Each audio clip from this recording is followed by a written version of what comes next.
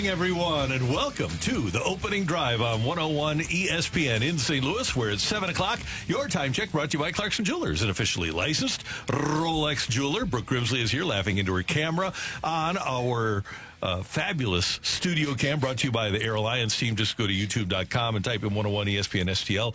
And Brooke is laughing. Danny Mack is here. I'm Randy Carricker. Hi, kids. How we doing? Doing great. I was laughing because my camera always goes far, far and away from where I actually am, and I think it stresses Rockio out about every single morning. So he was trying to stop it before it was moving, but it was a battle. If I don't catch it immediately, the YouTube chat lights up like a freaking Christmas tree, like, move the cameras, show us your face. Whoopsies. I don't know. Maybe we'll do one day with no cameras, huh? No, we got to do cameras.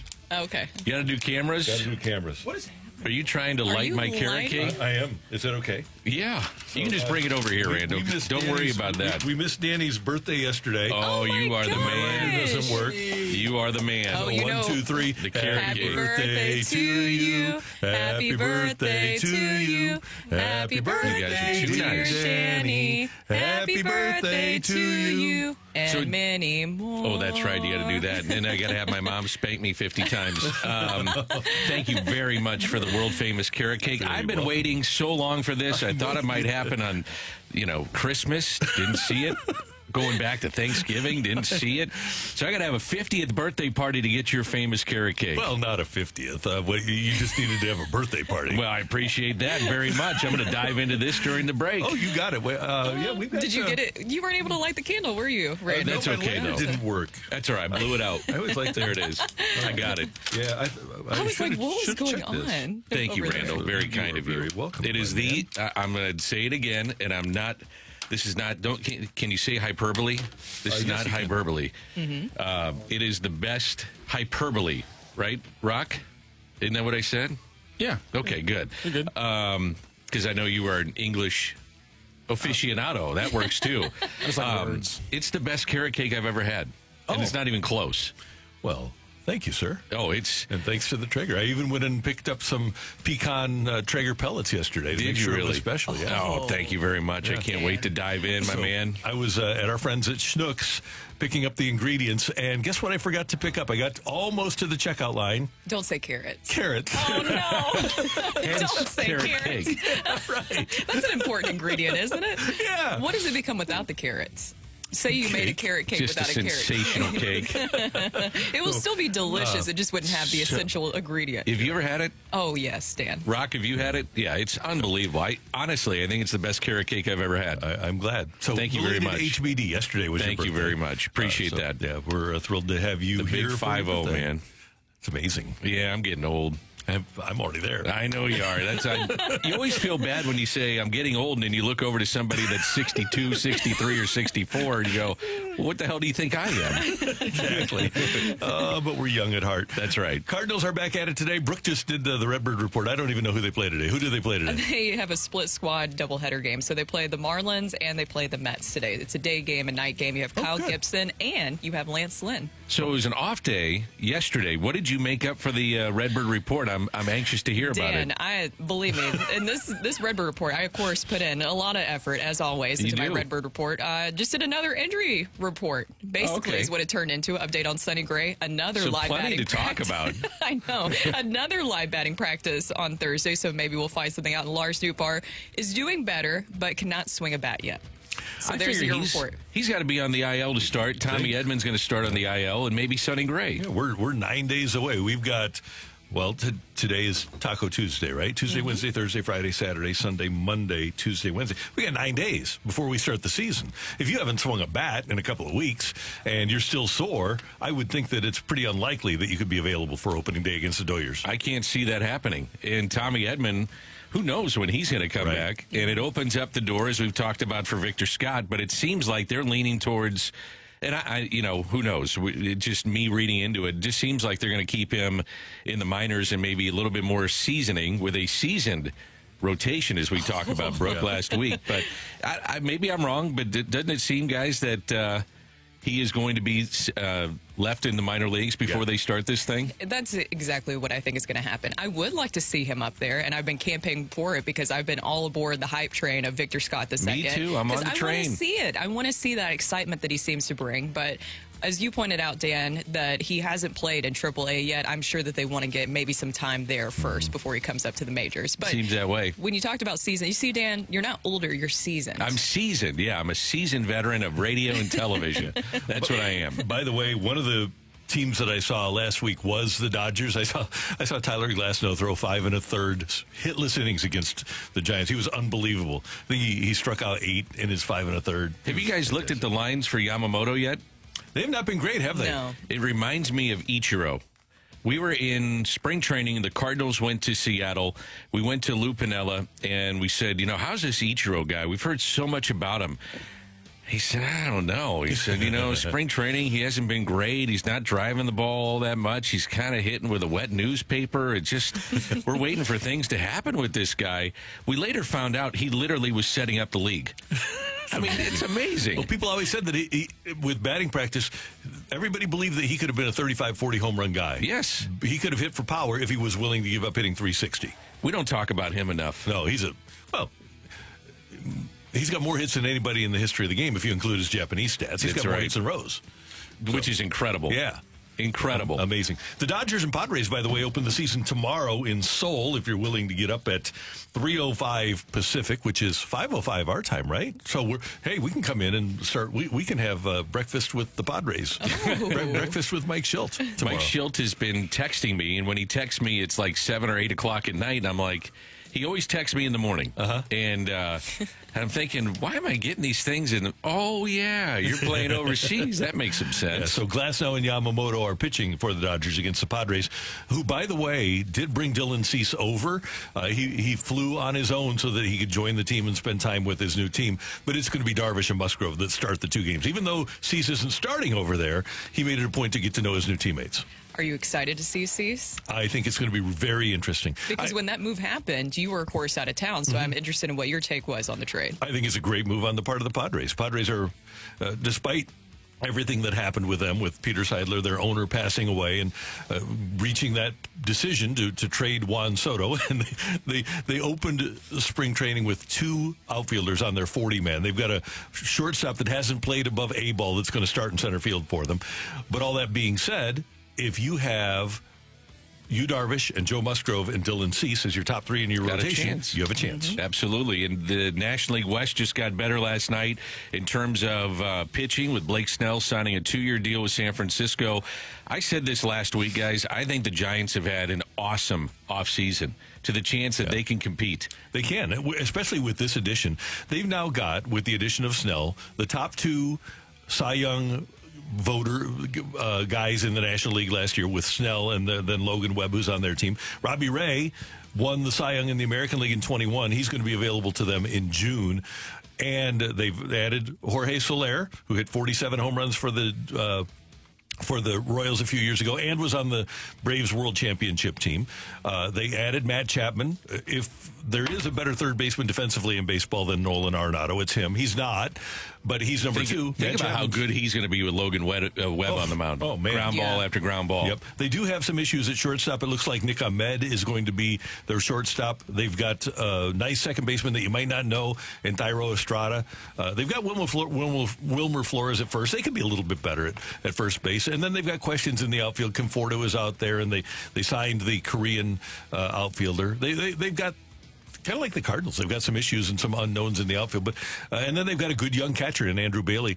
You're right, Dan, a team that could threaten. And don't judge the Giants on April and May, because if they get those 3 starters healthy all at the same time, they're going to be, as Sevy would have called them, a snootful. And then did you mention Jordan Hicks as well? Hicksy, yeah. And he threw really well when I saw him. Really? Stretching him out as a starter, too. Yep. Possibly. But now that you have that addition, I wouldn't be surprised if you have that flexibility of now putting him back to the bullpen, but it seems like they're giving him a chance as a starter. Are you guys surprised by the deal with Blake Snell and the Giants? Based on 2 things. Number 1, the fact that he was offered $160 over 6 years by the Yankees and turned it down because Scott Boras asked for $9. And then the other thing, if you would have told me at the beginning of the offseason, the beginning of free agency, that Sonny Gray would get more guaranteed money than Blake Snell, I said, you're crazy. No kidding. But he did.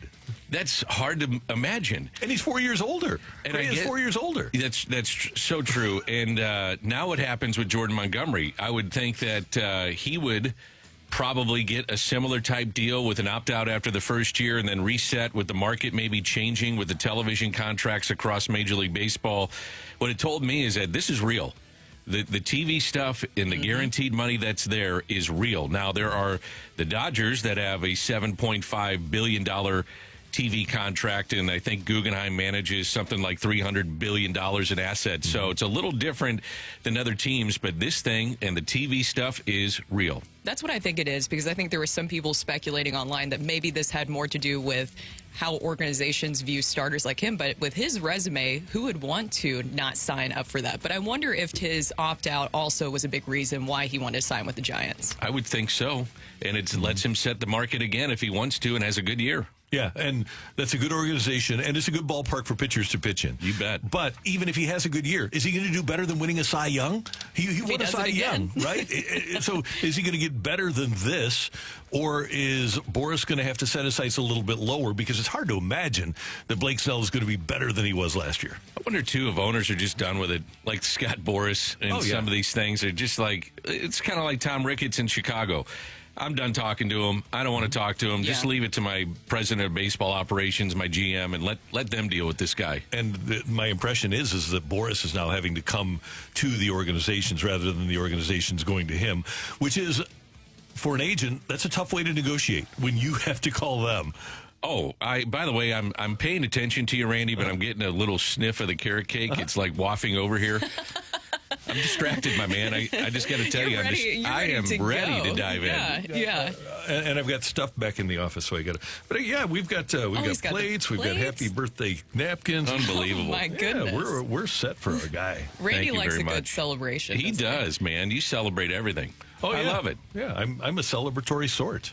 Gives you a chance to make some food, maybe some sweets. I just like being happy, you know? Nothing wrong with being happy. That's a good thing. Even Matthew said, okay, not a bad idea. Even Matthew. Even Matthew? Yeah, what was that about? That's a shot. Always the sad sack on the show. Always likes a good time. Matthew Rocchio always likes a good time. Here's what we got coming up on the show. The Wizard, Ozzie Smith, is going to join us at the bottom of the hour. He's going to be in studio, has a big announcement to make. And then we're going to talk to John Kelly, TV voice of the Blues, coming up at 8:15, and a lot coming your way. Cardinals back in action today, as Brooke mentioned. The Blues play the Avalanche tonight, 6 o'clock pregame here on 101 ESPN. And the NCAA tournament gets underway tonight as well with the first four, the play-in games in Dayton, Ohio. So a lot to talk about here on the opening drive on 101 ESPN. Coming up, Derek Gould had an interesting note about Andre Palante when he joined us yesterday here in the opening drive. And we're going to hear that. And I want Dan to weigh in about Palante because you've seen him at his best, and we've seen him not be so great either. So we're going to talk a little Andre Palante and the Cardinal bullpen next on 101 ESPN.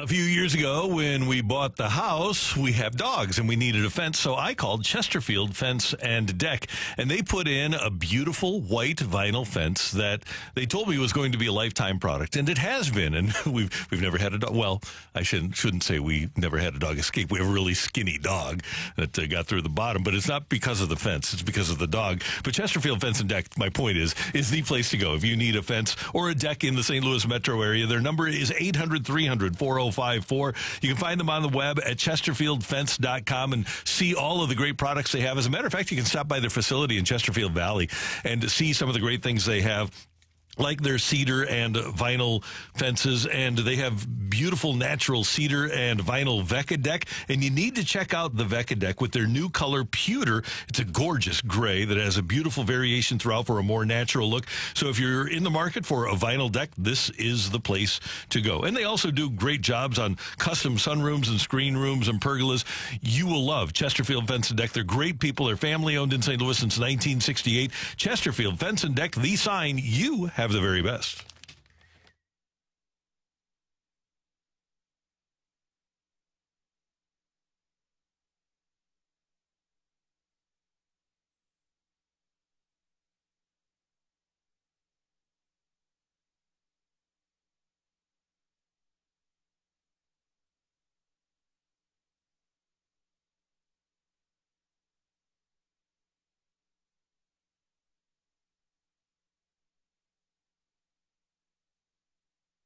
It's time to fly down to Florida for a spring training report on 101 ESPN. Presented by E&B Granite, Brooke, Jamie, Curbs, and Bernie Federko's choice for countertops and cabinets.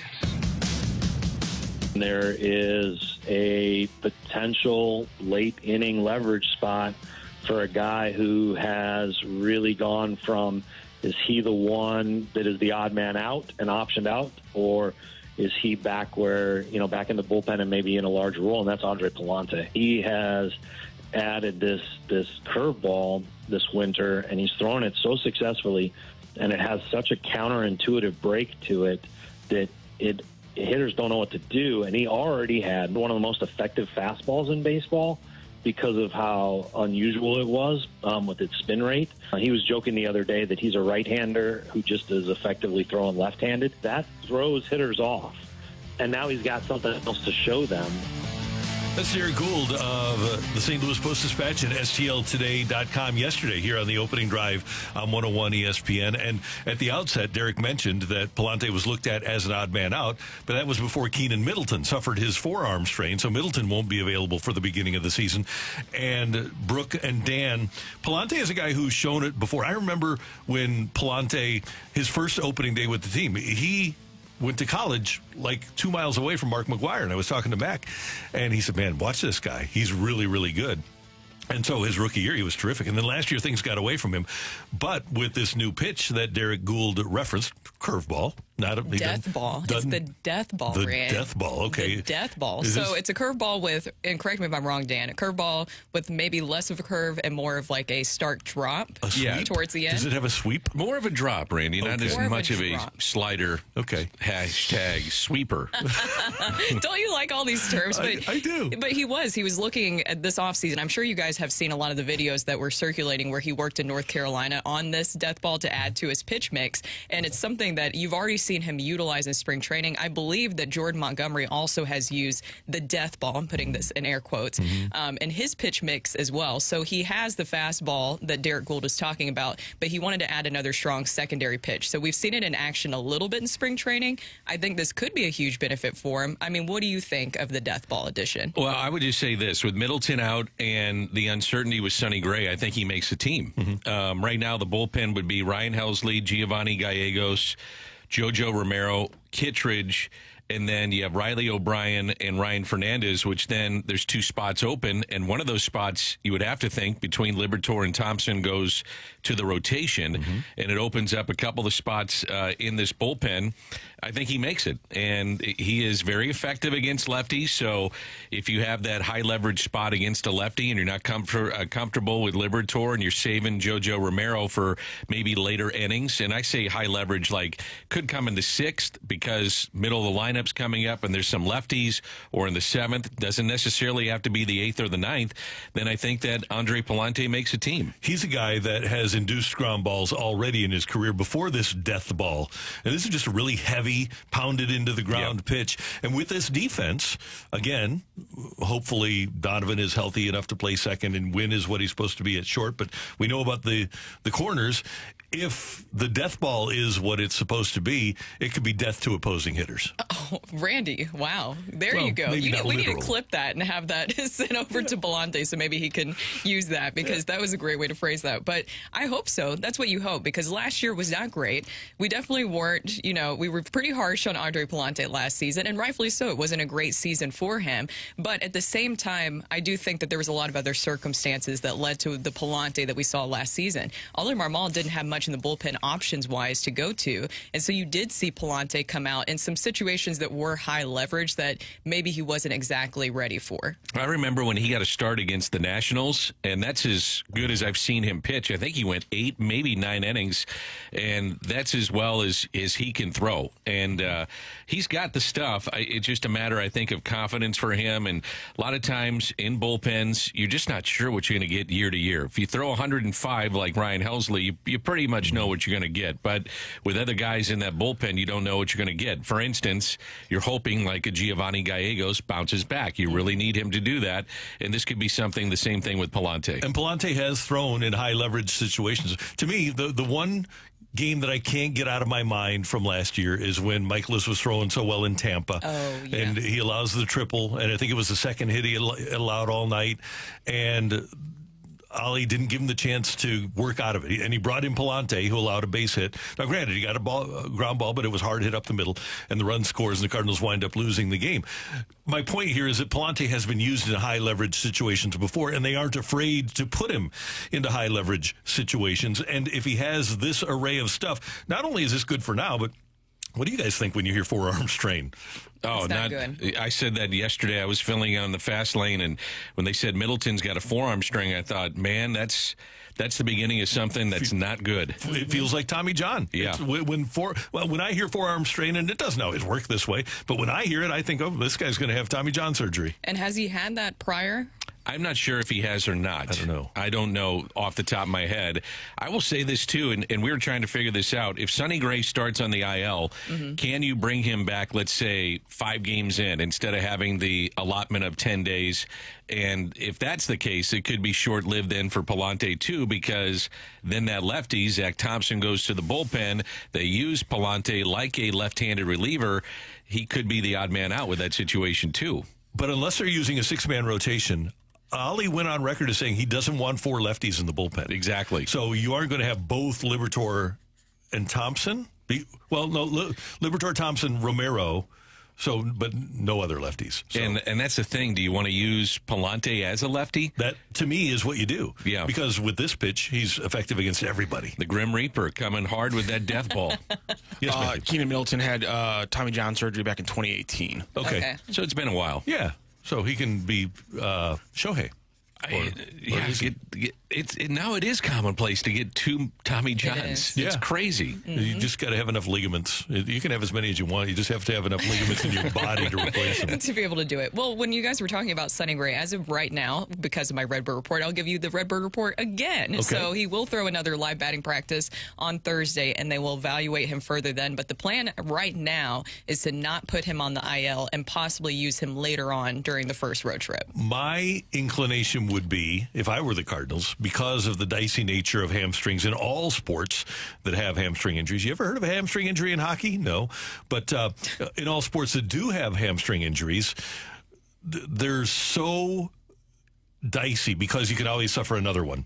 And so I would be inclined just to let Gray sit and not pitch until opening day here. I'm okay with that, too. Give him as much time as he needs to get right. I get a kick out of hearing, like, okay, he's got a side session and he's going to throw live BP. There is nothing like being in a game. Oh, no. And we know how intense he is, and he gets amped up. That would be my concern, to let this go as long as you can. and to make sure that he's as much as he can be 100% and getting closer to there, that's where I would go with this. Well, that's the other thing is because he is so intense, of course he wants to work through it. And you don't want to have what happened to him in 2022 happen again, which he seems to know his body a lot better. He's mentioned that he doesn't want to push it. But at the same time, I would rather wait with him, Lars Nootbaar, Tommy Edman until they're full strength, because then it's just going to become an issue going into the season and throughout the season. And let's be realistic, even if the Cardinals are at full force in terms of having guys and they're compromised, odds are you're probably not going to do very well against the Dodgers and Padres anyway. Probably not. I mean, if you come out of this, I was talking about this yesterday, you easily could lose 3 of 4. Now, you might win. I mean, it's baseball is crazy, but I think if you split with the Dodgers and then drop 2 or 3, let's say, against the Padres and come home, having won a handful of games, I think you say, I'll take it. Yeah, I would. If they come home 3 and 4, I'll be fine with that. Yeah. Maybe we're building it up too much, though, because baseball is so weird. I mean, the Pirates went and swept the Dodgers at one point last year. It's just a goofy game. You never know what's going to happen. Right. But the thing is, for me, the Cardinals fell behind so quickly last year, getting off to that 10 and 24, whatever it was, 10 and 4, whatever it was. It was bad. They were 14 under at one point. Yeah, 14 under. Yep. So that's what I want them to avoid. I think you need to stay in the hunt by the end of April. I do too, and I always go back to 2004. The first month they were 500 and then went off and won 100 games. By no means am I saying that this team is going to do it. But if you get out of the first month at 500, I think you've survived, and I would take that in a heartbeat. I would too. And then, just get a week into the season, bring up Victor Scott, let him get on base and steal a bunch of bases like Vince Coleman did, and go win 101. I could see him up if he's not with the club, I could see him up after like 30, 45 days. Yeah, I would love that. Just to give the club a jump if you're not playing well. And he's got some swagger. I interviewed him at the Baseball Writers Dinner. He's definitely got some swagger. So we'll talk to Ozzie Smith about him and more. The Wizard is going to join us in studio. He's got a big announcement to make, and we will talk to our friend, the Hall of Famer, Ozzie Smith, next on 101 ESPN.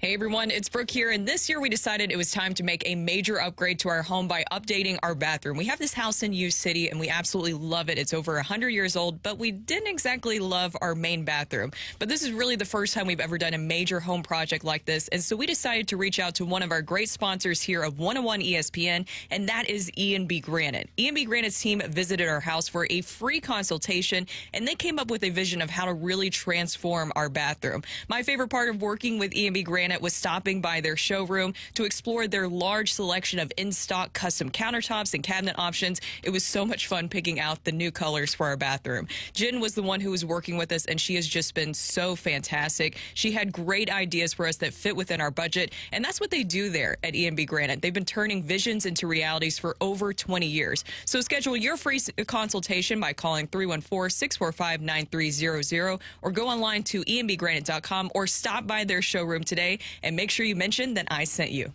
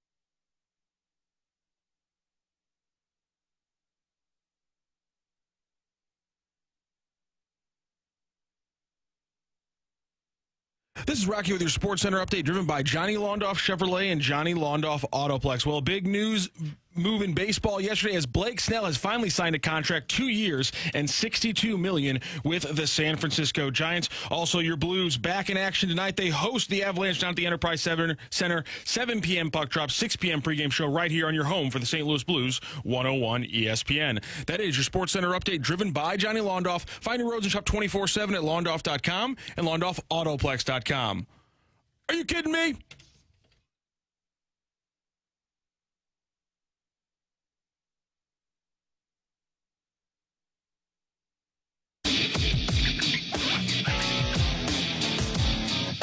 Brooke Grimsley, Danny Mac, Randy Carricker, the opening drive on 101 ESPN in St. Louis. And the Hall of Famer, the Wizard, Ozzie Smith, joins us in studio. Good morning, sir. How you doing? I'm doing great. How you guys doing? We're doing good. Hey, Great. can you show us a backflip? No, but I will in a few minutes. Yes. You've got a new product out that people will be able to get at the ballpark and at Ballpark Village. Right. It actually started out as a giveaway at my golf tournament for PGA Reach, and people liked it so much we find ourselves now bringing it to market, and it went to market yesterday, as a matter of fact. And 2 flavors already, right? That's right. 2 flavors, 2 SKUs, grapefruit paloma and cherry lemonade. Good. So check it out. It's an alternative to having that beer after you get done with a round of golf. Beautiful.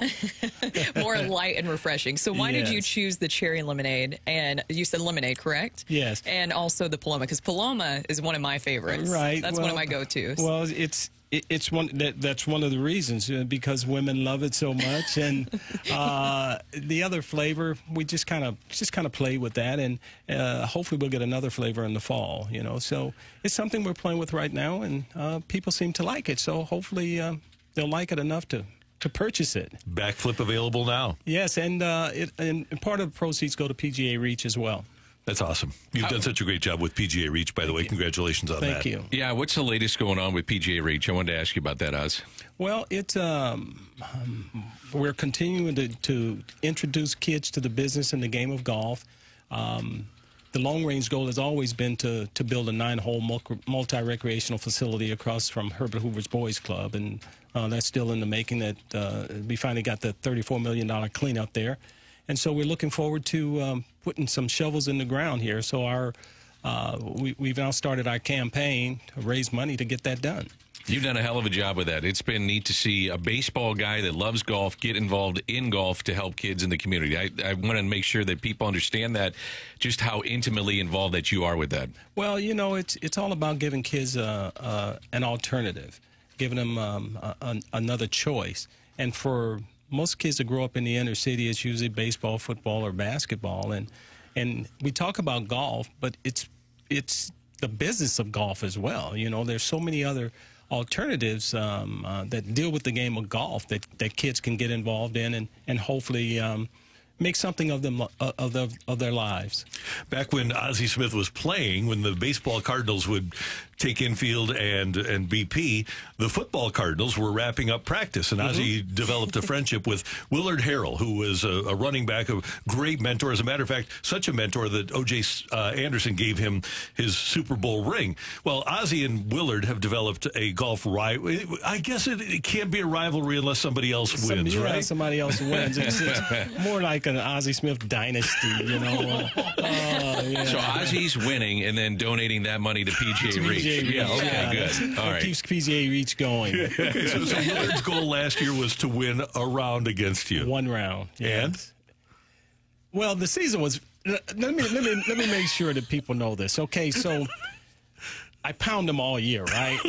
And so in November we actually had a good day of weather. So we hadn't played in a while, and so I'm thinking the season's over, and we go out. He won a game. I guess that's what I'm saying. He won 1 game. Okay. I think that's what you're trying to get. We're getting to here. Yeah. But you are so highly competitive. I know that bothered you because you are one of the most competitive people I know. Well,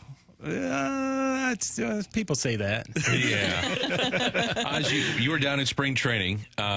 Give us a little idea of working with Mason Wynn and what you expect out of seeing that young man. Well, here again, people expect that when I go down and I speak to a young shortstop, or a young second baseman that you're going to try and change it. There's nothing to change. You know, the young man is here because of his work ethic, his abilities, and my thing is just reinforcing what he already knows. He understands the importance of going out there and working hard every day. And that's what you look for from a young player, his work ethic, whether or not he's willing to put in the blood, the sweat, and the tears that it's going to take to get to the next level. He understands that, and I think that you can't ask for much more. Now it's just a matter of him going out there and getting a chance to play every day, making the mistake, and learning from the mistake. Simple enough. That's it. It doesn't get any simpler than that. What did you think of the team? I think, you know, coming off of last year, which was disappointing for all of us here as Cardinal baseball fans, I think that they know that this is a pivotal year for the organization. To be able to bounce back from the year that we had, because that's not what we're used to here in this town. So I had a chance to spend some time with Arenado taking ground balls and stuff, and we talked about, you know, how he feels that he didn't play up to his capability last year.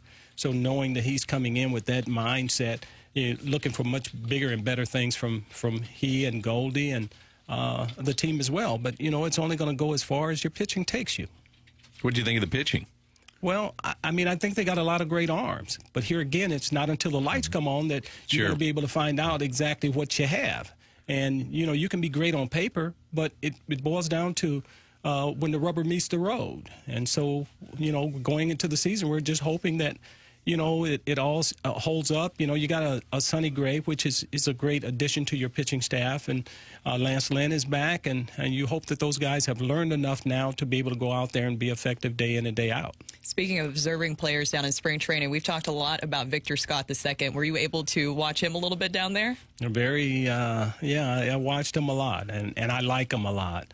And I think he's going to bring a lot of excitement. I don't know whether or not, you know, he's going to break with the club, but I think he's one of those players that can create that excitement that we're used to here in St. Louis. Is there some Vince Coleman there? Yes, there's some Vince Coleman there. There has to be. You know, you have to have that mentality if you're going to be good at what you do, and that level of confidence. And I see that in him. I've had a chance to go to dinner with him, and a very nice young man. All of the guys are very they're very appreciative of the opportunity and very respectful of guys like myself. Ozzie Smith with us on 101 ESPN. And Oz, it's interesting, and I always joke around about this team stealing 315 bases. But it does seem to me, especially with the rules changes, I know there's a little bit of extra room for a runner to be safe, but it doesn't seem like teams with the catcher defend the run as much, and especially now with the athletes like that, I don't know why teams don't get more aggressive. Do you wonder that? Well, I mean, it's what we know, and we know what works. You know, it certainly did for us, and that's one of the things that doesn't take a break. Speed is constant, and as long as you have good speed, you can always put pressure on the defense. You know, from the time if you put the ball in play, you can always put pressure or keep pressure on the defense. So I think we know what it takes. Why people or teams are not going more in that direction, I don't know. But this young man, Victor, I think is one of those. He's a Cardinal. And you tell the story. I don't know if Vince told you guys when he came up and Whitey said, "Hey, you're going to be here for 2 weeks until Willie comes back." And Vince's retort to Whitey was, "I'm not going back. I'm here to stay." And he was, you know. And it takes that type of confidence, that level of confidence that he brought, and I think that's what you saw on the base path, you know, with the way that he went about it every day, and he was a real student of the game. He had an idea of every pitcher that was on the hill. He knew what his weakness was. You've seen the game change so much over the years, of course, and you had the rule changes last year. As you mentioned, you had the bigger bases, and then you had the pitch clock. What have you thought of all the changes? Well, I like the pitch clock. I don't like the idea as a defensive player, you're taking my defensive prowess away by saying that, you know, you can't shift. Well, it's not my fault that a guy can't hit the ball the other way. I shouldn't be punished because a guy doesn't have the ability to hit the ball the other way. As far as making the bases bigger, I feel like what we're doing is we're compromising the game because of lack of skill. You know, either you can run or you can't. making the bases bigger. Now, the only base that I would make bigger would be first base. I make it a little wider toward base pass so a guy has more of a straight line to first base. But other than that, I certainly don't like the idea of starting a guy at second base with extra innings. Yes. Yeah. Ozzie, during the pandemic, I was going through old videotapes at home and found Game 7 of the 82 World Series. Randy really doesn't have a life, by the way. Especially during the pandemic. You guys actually shifted it then in 1982. Yeah. But, when you talk about shift, I don't know if you shift, the whole team has to shift. Mm-hmm. The shift today is they say, well, let's take the third baseman and put him over at second base, which to me takes him out of position. If you're going to shift, you shift as a team. Hey, Tommy, I'm moving over. Mm-hmm. Okay, Tommy relays the message to the first baseman. And so you move as a unit. And, today you got two guys over here or two guys over. I don't understand it. I wanted to ask you, because we've discussed this a lot, about Major League Baseball trying to find ways to engage the younger audience, but also make sure that you protect the game where you keep the fans who have been lifelong fans intact. How do you think that they do go about engaging the younger audience while preserving the game? Well, here again, I think that one of the things that we were always exciting. The baseball was always exciting here because we could run, and that kids understand. They understand getting out there and being able to steal a base and how exciting that is. And that to me is the way you keep young people engaged, along with having, like the minor leagues. The minor leagues are an entertainment center for families. So the more family-oriented things you have at a ballpark, the more engaged they are. Ozzie, whether it's with the Cardinals or somebody in Major League Baseball, and I know you follow this closely across the board, give me one player. Doesn't have to be defensive, but give me one player that you'll stop and say, I'd like to watch that guy play. From a shortstop standpoint, I think a guy that I see that has fun all the time is Lindor. He's fun to watch. He's fun to watch. Great smile. And you see big smile, always has that smile on his face, and he's a pretty good player. So that would be my one pick. I remember you said. Let me say this Brandon too. Crawford. I remember asking. Brandon Crawford, was always a guy that I thought didn't get a lot of credit, but he was one of the main reasons the San Francisco Giants became competitive. The other guy that's happening right now in baseball is just has done some amazing is Shohei Ohtani. Mm-hmm. Watching him on both sides of the ball and stuff, I think it speaks to how far baseball has come in Japan. There's a couple more things. Number one, George Hendrick is up for the Cardinals Hall of Fame this year. And Cardinal fans didn't get to know him because he didn't speak to the media. Before I was in the media, I was an usher. And I talked Lakers with George all the time. Monster Laker fan, right? But how important was he to that 82 championship team? Well, he was it. They called him, you guys called him Silent George. He was never silent in the clubhouse. But he was that, he was that way with the players. He's just great. Great teammate. Now, I don't know if people remember this, but he was on those 3 consecutive World Championship teams in Oakland. Mm-hmm. So he had the pedigree and the experience and stuff, and that's what he brought to this club, and I think that's what Whitey saw, when we were going through wars and stuff. And one of the things that he and Gene Tennis and Jim Cotton, all those guys preached was never getting too high, You don't want to get too low and you don't want to get too high. You want to try and play on an even keel. And that was one of the things that I took away from having the opportunity to play with people like George and Gene and Jim Cott. Yeah, one of my favorite stats about that team is that you guys never had more than a 3-game losing streak. You had 8 different 3-game losing streaks, but that's consistency, right? Oh, yeah, that's the consistency that we prided ourselves on and going out there every day and bringing it every day. And, that's what made it fun. When we came to the ballpark, we knew we had a good chance to win. In addition to backflip, and we'll touch on backflip one more time before you go, but things happening with the Ozzie Smith Center as well? That's right. Jason, come on over. Jason, we just recently changed management and stuff, and, I've always experimented with trying to keep myself in good shape and making sure that I was able to be there when my team needed me, and it's through the Ozzie Smith Center and places like that I had a chance to deal with while I was playing that has allowed me to continue to say that I'm healthy. I didn't have any problem with my knees until I turned 69. So Jason has to work on that a lot now. But Jason just purchased the center, so.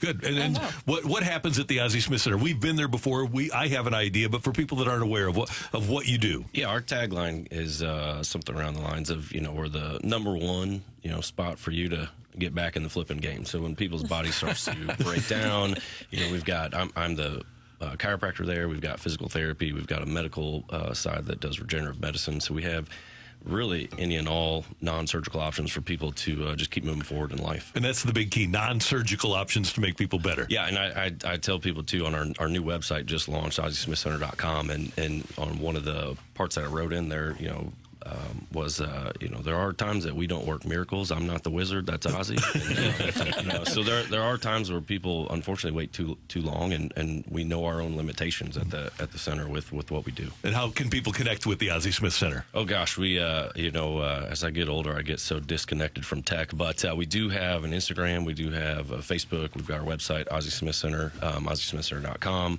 And we do just all kinds of stuff through the Chesterfield community and beyond. We do work with the PGA Reach and all that as well. Great. And Backflip is out now. That's People right. can get it, and they'll be able to get it starting opening day at the ballpark and at Ballpark Village. And Schnucks, Deerbergs, Total Wine, Dirt Cheap, Cheese and Wine. We try to get it everywhere, so Good. We're on a blitz, and hopefully people will enjoy it as much as the people at the that had a chance to taste it at the golf tournament did. good. And before you have opening day here, you're going to play a little bit more golf down in the Valley of the Sun? Yes, heading out with a group of guys on Sunday, actually, and we spent a week out there playing in the Valley of the Sun. Good. Enjoy. Hit them well. Yeah, one other thing. I have turn 2 that I'm doing May 31st and August 2nd, where anybody from 10 and up can come out and get to turn double plays with me. We'll get a photo and get a signed ball and get to talk a little baseball at Busch Stadium. Okay, so we did a segment about this. If you could do something with an athlete with their sport. So it was like shoot hoops with Michael or something like that. If you could do a sporting item with any athlete, play golf with Tiger or whatever, what would it be? That, well, if I could do a couple, I'd like to shoot with Mike, and I'd like to play around with Tiger. Oh. That would probably, I could lay down then. That's pretty good. Pretty good. It's always good seeing you. Thanks so much for the time, and best of luck with Backflip. All right. Go to cardinals.com/Ozzie for more information. Right. Cardinals. Thank you. And participate in that turn, too. And nothing like getting that old backhand from Ozzie Smith when you're at the Keystone Combo. He's the best. The Hall of Famer Ozzie Smith on 101 ESPN. Coming up, we've got Tioli. Get your text into the Air Comfort Service text line 314-399-9646, 314-399. Yo! Tioli next on 101 ESPN.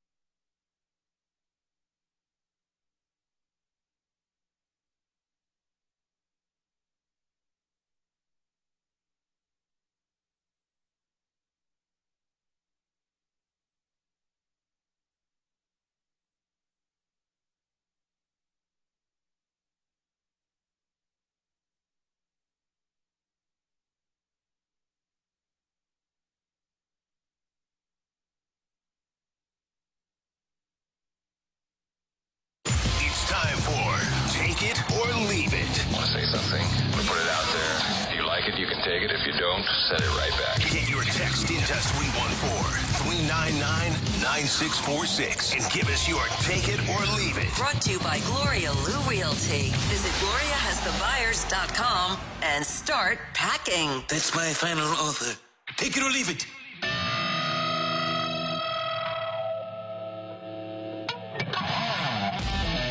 Time for Tioli here on 101 ESPN. Brooke, Dan, Matthew, and Randy. And guys, the Golden State Warriors lost at home last night to the New York Knicks. And the Warriors coming into last night were 9th in the Western Conference. They're playing for the play-in. Take it or leave it, you're kind of sad that the Golden State Warriors dynasty is over. I'm not sad, so I'm going to have to leave it. I like when dynasties change. I like when new bloods come in. I just got used to Steph winning. I like Steph winning. What about when they jumped on KD and brought him in and it's kind of like buying a championship? Well, they had already won a championship, though. That's true. Why do you have to always count me out, Randy, on these things? You know, I mean, facts always hurt me, Randy. KD was a passenger. And KD was going to get the title. But he did help with dynasty. He won 2 finals MVPs with them. So absolutely he was a part of it. I don't blame a team trying to get better. It's I think that's actually pretty cool. I like that when teams trying to get better. It's not fair, Randy. When a dynasty gets better? Not fair. It's not. Take it or leave it. Jordan Hicks is going to get bumped to the bullpen with the Snell edition. I'm going to leave that. I'm going to leave that, too. They gave him a deal that would make it starter money, and so they're going to make sure he stays a starter and not become a $54 million reliever. And they have a closer already, so you don't want him pitching the 8th inning at $11 million a year. But now they have a lot more flexibility with their starting rotation. They do, but they also have things will happen. It'll be problematical for them to keep everybody healthy because Robbie Ray won't be back until mid-season probably. Cobb won't be back until May or June. So you've got Snell and Webb at the top of the rotation. Otherwise, Hicks is probably their number 3 right now. I would say, he's number 3. Yeah, I think so. Okay, Houston, Purdue, North Carolina, UConn, they're your number 1 seeds in the NCAA tournament. Take it or leave it. One of these will go down in the first round. Ooh, in the first round. I'm going to have to leave Houston. it. In the first round? A little background on this. Okay. First round, number 1 seeds are 150-2. But Purdue is one of them, right? Purdue Last year is one of them, and Virginia was the year before. So there's maybe a little precedent set here. And UVA came back and won the championship after they had been knocked out. So 3 years ago, yeah. So I'm going to take that a number 1 gets knocked out. I'm going to take in the first round, really? Yep. I can't buy into maybe the first round, but you never know. There's crazier things that happen. I think Houston's fine. I think Purdue will be wary. I think North Carolina is the team that I would pick. That's the one I had, although I was thinking, man, Purdue has had these early outs, and there's pressure to be the team that says, we're not the early out anymore. We're not just a great regular season team. We got to win some of these NCAA tournament games. And here's the thing. Purdue still doesn't play 2024 basketball. You can run on them. A good team can run on them. I love their big man, though. Their big man is the best. Yep. Matthew? Take it or leave it. If the Blues win tonight, you're officially back on the playoff bus. Leave it. Wait. Oh. No. I'm going to take that. I'm already on the bus. They're playing the Avs, Randy. If they beat the Avs tonight, you're not getting on the bus. Is that what you're saying? Yeah, that's exactly what I'm saying. Why? Well, I think what we need to do is look at the teams that are in front of them. Okay. Okay. And if you want to. The Golden Knights are... the Golden Knights are a week away from getting Tomas Hertl into their lineup. They're going to be dynamic. The Blues aren't catching the Predators, are they? So it's just... I think the Predators are 8 points ahead at this point. Yeah, so they aren't doing it. I would love to jump on the playoff bus, but I haven't seen the Blues put together a good enough streak yet to make me believe that they're going to be awesome down the stretch. But if they do beat them tonight, that doesn't still move the needle a little bit for you? Not in terms of, I'll be excited that they're closer. Hopefully they'll be closer to the Knights. Yeah, the Knights play the Lightning tonight. Knights are at home. So the Blues have 8 home games remaining. They've been one of the best home teams in the league. And according to certain websites that you may go to, like I did today, they have the 4th easiest schedule remaining in the National Hockey League. So they're going to have a shot. Come on, hop on the bandwagon. Let's go. join us. I would love to be on the bandwagon. Dan and I are already there. Yes. I will take a step off the panic bus. Okay, that if they works. win tonight. Next stop is the Hype. 4 Hype points bus. behind Vegas, so you got to win tonight just to probably keep pace with them. Vegas at home, and they, as we mentioned, they've got Tampa. They're 21-10-2 at home, and the Predators tonight play hapless San Jose, and the Predators have a 7-point lead on the Blues. Yeah, 82 minus 75 equals 7. I'm in. I'm on the Victor Scott bus, and I'm also on the Blues bus. Let's All right, go. let's do Welcome it. aboard. Take it or leave it. Victor Scott steals 50 bases for a team not named the Cardinals. Oh no, What? no! I'm gonna. Well, maybe at some point. So you're saying the Memphis Redbirds? No, this was a take it or leave it that they said they previously stated with does he get the Randy A treatment, and eventually he's stealing 50 bases for another no. team. I'm Take gonna it or have to leave it. leave I'm going to that. take it. I'm going to say that he steals 100 for the Cardinals 4 consecutive seasons, And and then moves on as a free agent. So this is like way in the future. Yeah. We're really looking ahead, huh? this is Randy from the future. It is. Yeah. I don't. I'm going to leave that. I think he's going to be a Cardinal for a long time. Yeah. Take it or leave it. Tyler O'Neill is the Sam Bradford of baseball. Oh, that's a good one. I'm going to leave it, though, because Sam was the number 1 pick in the draft. And Sam had the unfortunate circumstance of playing for a team that was trying to lose and literally trying to get him hurt. When you look back at the offensive lines they built for Sam Bradford, and no number 1 receiver ever. Who was his best number 1 receiver? Was it Mark Clayton for a couple of games? Was it Mark Clayton? Amendola? He wound up having a pretty good career. He did, but not here. No. Oh, and Demoff says to the season ticket holders, we're going to get Tavon Austin to replace Danny Amendola. That didn't work out very well. Great. No. And Amendola, one of the stars of the Patriots documentary on Apple. What point were they running Danny Amendola up the middle for a yard? That's true. You weren't able to do that. That's true. So, thank you, Matthew. Thank you, Randy. And thank you very much for your texts. We do appreciate it. Coming up, would the Cardinals be smart to put Sonny Gray on the IL? We'll talk about it next on 101 ESPN.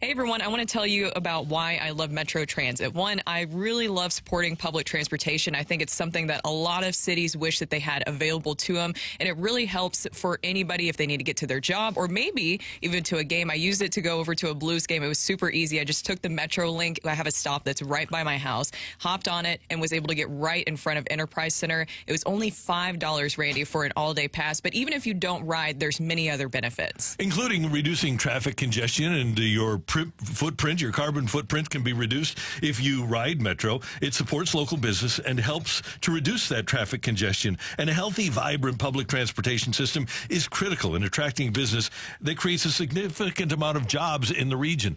It is a great thing to have in St. Louis. And even if you don't use it yourself, there are lots of reasons to recommend Metro, because it really does help our community. A great public transportation system is something that's mandatory for a great region. Don't let preconceived notions hold you back. Give Metro a chance and experience the benefits for yourself. In short, thanks to Metro, you don't have to drive to thrive.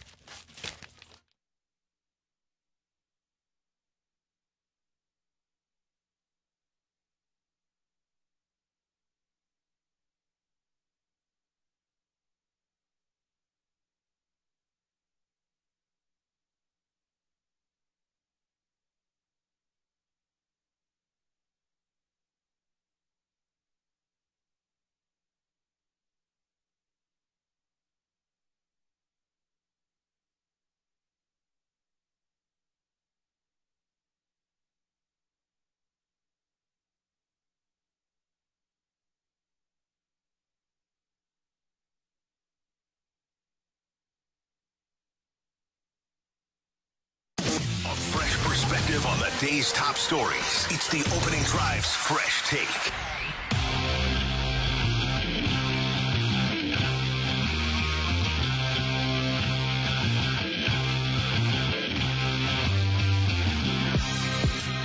In St. Louis, your time check brought to you by Clarkson Jewelers, an officially licensed Rolex jeweler. Brooke, Dan, and Randy. And the Cardinals have split squads today. Kyle Gibson and Lance Lynn both pitching for the Cardinals down in Florida. And as we approach the opening of the regular season, the Cardinals still trying to figure out whether or not Sonny Gray will be available to them. And he'll have a throwing session later this week, and hopefully he'll be able to tell the Cardinals, hey, my hamstring is good to go. But because it was a hamstring injury, and he's dealt with it in the past, spent a couple of stints on the IL a couple of years ago with hamstring injuries, might it be smart for the Cardinals just to not worry about how he feels or what he tells you and say, look, we're going to put you on the IL and we want you to start the home opener? I think it would be very smart for the Cardinals to start him on the IL because you shouldn't push it. You need him for the rest of the season. I think we know what the schedule is, and the Cardinals do as well. They've been very aware of what the schedule is. It's going to be daunting either way, whether you're fully healthy or not.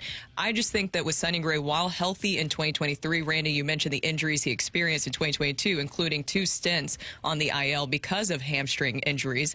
I think that you should play it safe so that you don't have a repeat, because Sonny Gray is a very intense player. I know he wants to get out there, and I know he wants to compete, and they're looking to maybe have him start, it seems like, towards the end of the road trip. Just start him on the IL and progress, because you want him for the rest of the season. I'd rather not see this be an issue over and over again, because he's a big part of your starting rotation. He's a huge part, Brooke, and he's your number one. Should be your number one. It'll be Miles Mikolas starting in Game 1 in Los Angeles. If this was May, I think the Cardinals would say, oh, yeah, he needs to have a 10-day IL, if not longer, and it gets magnified when you're at the start of a season and saying, here's our big free agent pickup. He's got to be on the mound. No, he doesn't. Make sure he's right for the long haul, and I think that's the way they should approach it. And because of the depth of starting pitching that you got, now, do you have a legitimate number one? Mikolas is starting opening day. Hopefully he pitches like he did last time out. But you don't have a guy at the start of the season, if you don't have Gray, where you say, okay, that is my number one. Because Mikolas, Gibson, Lynn, all very similar in the results last year. And you hope that they do better, but you're going to have what you got, what the Twins got from Sonny Gray. If you're going to be successful this year, if you're going to win 86 games, you're going to have last year's Twins Sonny Gray. You do need that, because they also didn't go out and get another frontline starter, which is something that I think a lot of us were hoping that maybe they would just add another frontline starter on top of Sonny Gray. The Sonny Gray signing was, in my opinion, a great idea for them to do. I just wanted them to add another frontline starter in case something did pop up. Would you guys sign, if you're the Cardinals, do you call Boris and say, look, okay, we know what Snell got. We'll give you $58 million over 2 for Jordan Montgomery with an opt-out after 1? Been thinking about it. You know, when Snell got 2 years, it caught my attention with the 1-year opt-out, which if he has a decent year, he'll opt out, you would have to think. I would be intrigued of just where it is right now. He's not going to get more than Snell. No, he's got 2 Cy Youngs. Exactly. So how far is it dropped for Jordan Montgomery, and how frustrated must Jordan Montgomery and Snell Now, by the way, we're talking about a guy that's going to earn $60+ million over 2 years, but turned down $140 million. How frustrated do you think some of these guys are? Because this has backfired on Boris. Any way you want to look at it, he was trying to get years, he was trying to get money, and it was there for the taking, and he thought he'd get a little bit more, got greedy with this, and it you know what? It backfired on him completely. That's the thing that's just crazy. You come off a Cy Young season, and you get 2 years for Blake Snell, and then Jordan Montgomery coming off of helping his team win a World Series, and he still doesn't have a team. That just shows you the way that this market has gone. But it also shows you, Dan, as you pointed out earlier, how the TV revenue is really affecting this, because the Rangers were a big topic with the TV revenue and what that would exactly look like with them. TV revenue, and that luxury tax is now acting as a salary cap in baseball. Giants got hit a couple of times with this, with the signing yesterday of Snell. Right. So owners are looking at that, even though Boris thinks that there's an unlimited amount of funds and that they don't really care about the luxury tax because there isn't a cap. They do. Every team, even the Yankees, have a budget. The only team that really doesn't deal with a budget, and even the Dodgers, they're only paying Shohei Ohtani $2 million a year. It's the most creative deal in sports. Yeah, it's amazing. So that doesn't go against their luxury tax, so they can work, and they're over it this year. But during the course of his contract, they'll be able to work deals where they'll be able to be below the luxury tax and reset, which is the key. You don't want to be 3 years in a row over the luxury tax, because that's when you start paying $1 for $1. So, for example, if you're in the third year, if you're over the luxury tax, which is $237 million, a third year, if you sign a player for $5 million, you actually are paying him 10 because you're paying $1 into the tax. So that becomes prohibitive even for a team like the Dodgers. That's exactly what's happening here. But, I mean, with the Dodgers, they were very creative. It's very creative how they were able to make that all work out. But to go back to the point with Sonny Gray, I do think it would be better for him to start on the injured list. Would I have liked the Cardinals maybe to go and get creative and bring in a Blake Snell or Jordan Montgomery? Yes, but this seems to be a mild issue for Sonny Gray as of right now. But it seems like, don't you guys believe, that they're just trusting in their young pitchers of Zach Thompson and Matthew Liberatore to really help the starting rotation while they figure out Sonny Gray? I think it just buys them time. Yeah. You know, having Thompson or Liberatore saying we can afford to have them make a start, maybe two, and that's why I'd push him back. I want to see Zach Thompson more, and I'm on his train too, or his bandwagon. I think he's really good, and this buys them some time. And if he goes out and deals, people would say if he brought back Sonny, why'd you do that? Right. Yep. Why'd you push him? You don't need to push him. And I still go back to throwing on the side, throwing off a mound, and not seeing what he can do between the white lines when he's amped up. And that's when you run into problems with guys pushing it with injuries that they think they can come back from probably too quickly. That's today's Fresh Take on 101 ESPN. That's Dan. That's Brooke. I'm Randy. Coming up, we're going to talk to the TV voice of the Blues, John Kelly, as the Blues get ready to take on Colorado tonight. JK coming your way on 101 ESPN. It's time for a DraftKings at Casino Queen Redbird report on 101 ESPN. Brooke Grimsley here for your Redbird report. On the injury front, Sonny Gray threw a modified live batting practice on Sunday. His next step should be throwing another live batting practice on Thursday. Lars Nootbaar saying that his medical reevaluation showing that he is progressing from his 2 broken ribs. He hasn't been cleared yet to swing a bat, but he did play catch on Sunday. The Cardinals with the day off yesterday, but they'll resume play today with a split squad doubleheader, hosting the Marlins in the day game with the first pitch at 12:05 for that one, and the Mets in the night game at 5:10. Kyle Gibson and Lance Lynn are the scheduled starters. The Redbird Report is presented by DraftKings at Casino Queen. Play, stay, dine at DraftKings at Casino Queen.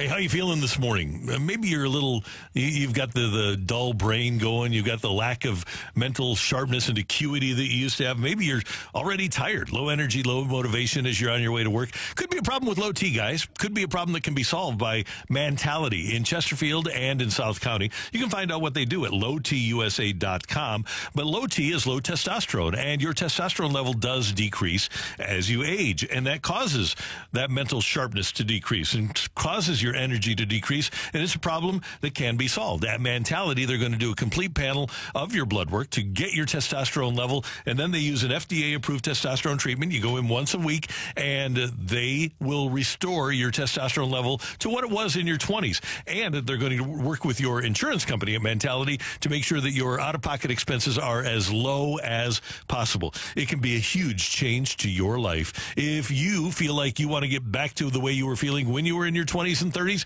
get to Mentality today at lowtusa.com.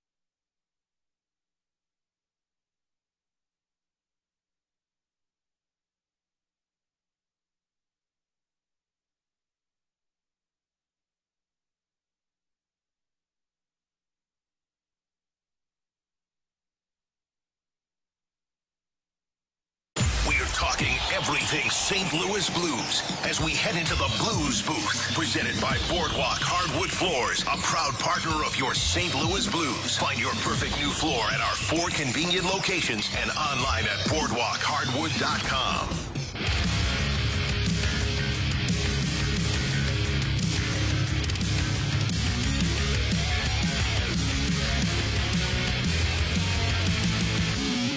What a race for the Central Division crown in the National Hockey League and the Western Conference crown. Winnipeg, Colorado, and Dallas all tied at 91 points in the Central Division, and Vancouver leads the conference with 92 points, and the Blues will play one of those desperate teams tonight, the Colorado Avalanche, at Enterprise Center, and of course you can see it on Bally Sports. And joining us now to talk about it and the Blues in general is the TV voice of the Blues, John Kelly. JK, good morning. How you doing?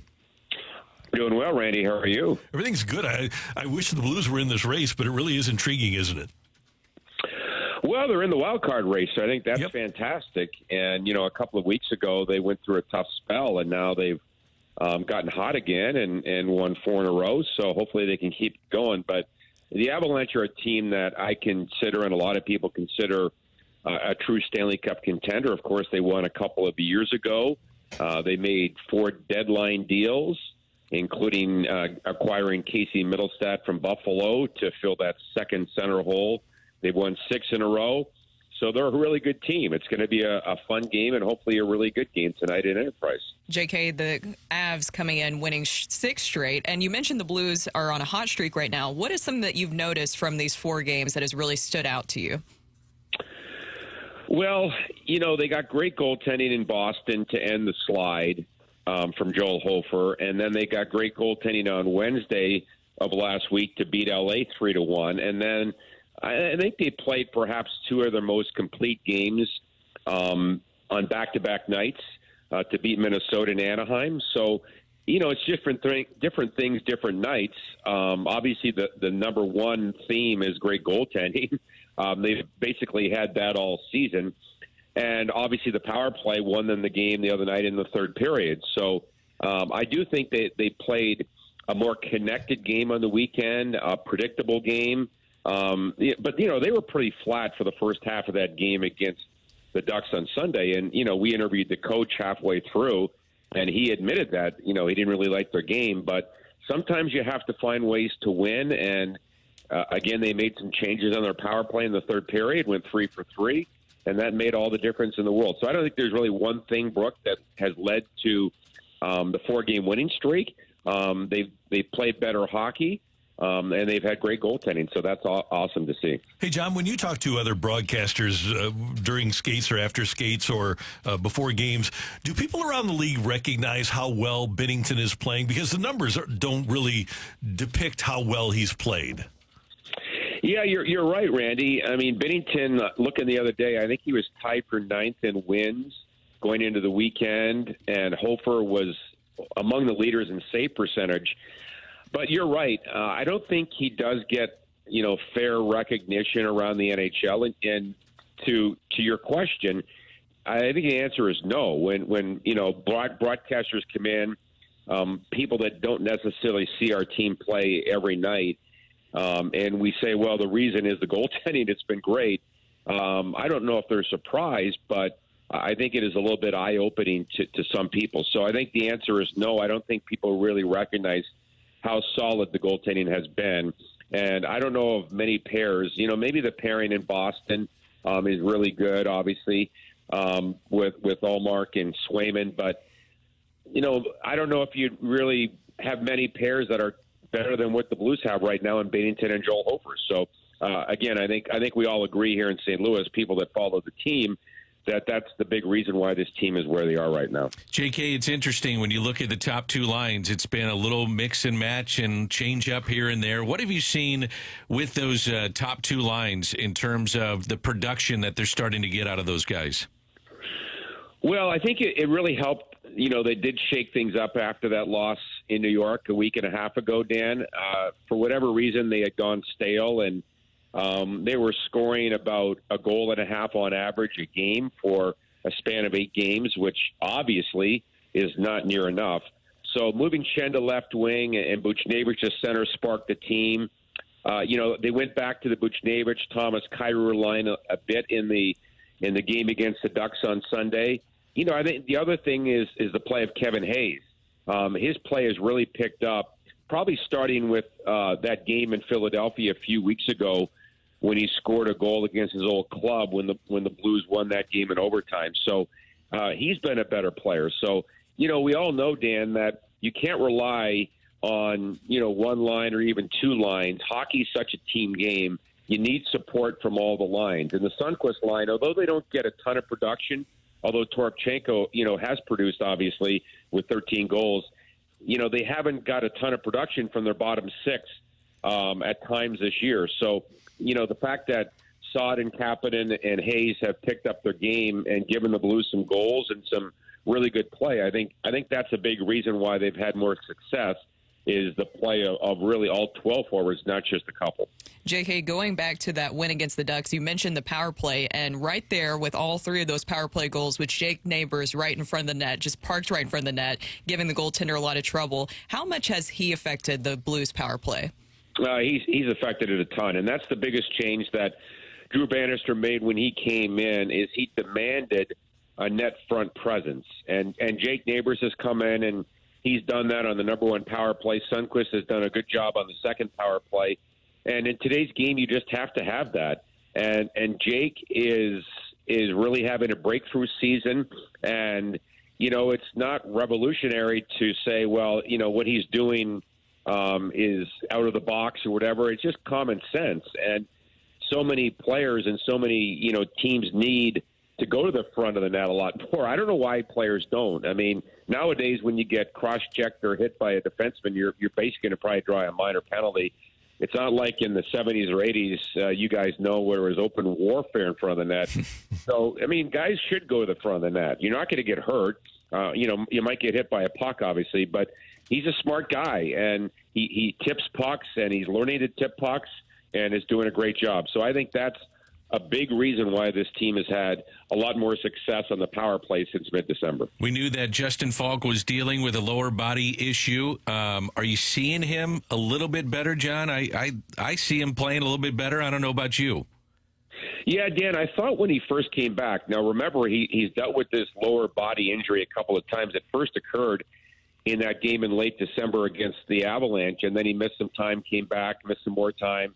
I thought he skated a little, he seemed to be a little off in the first couple of games after returning. Real tentative. Yeah, a little tentative, right. If you watch him closely turning, he got beat to the outside a couple of times for goals, which is very un-Justin Falk-like.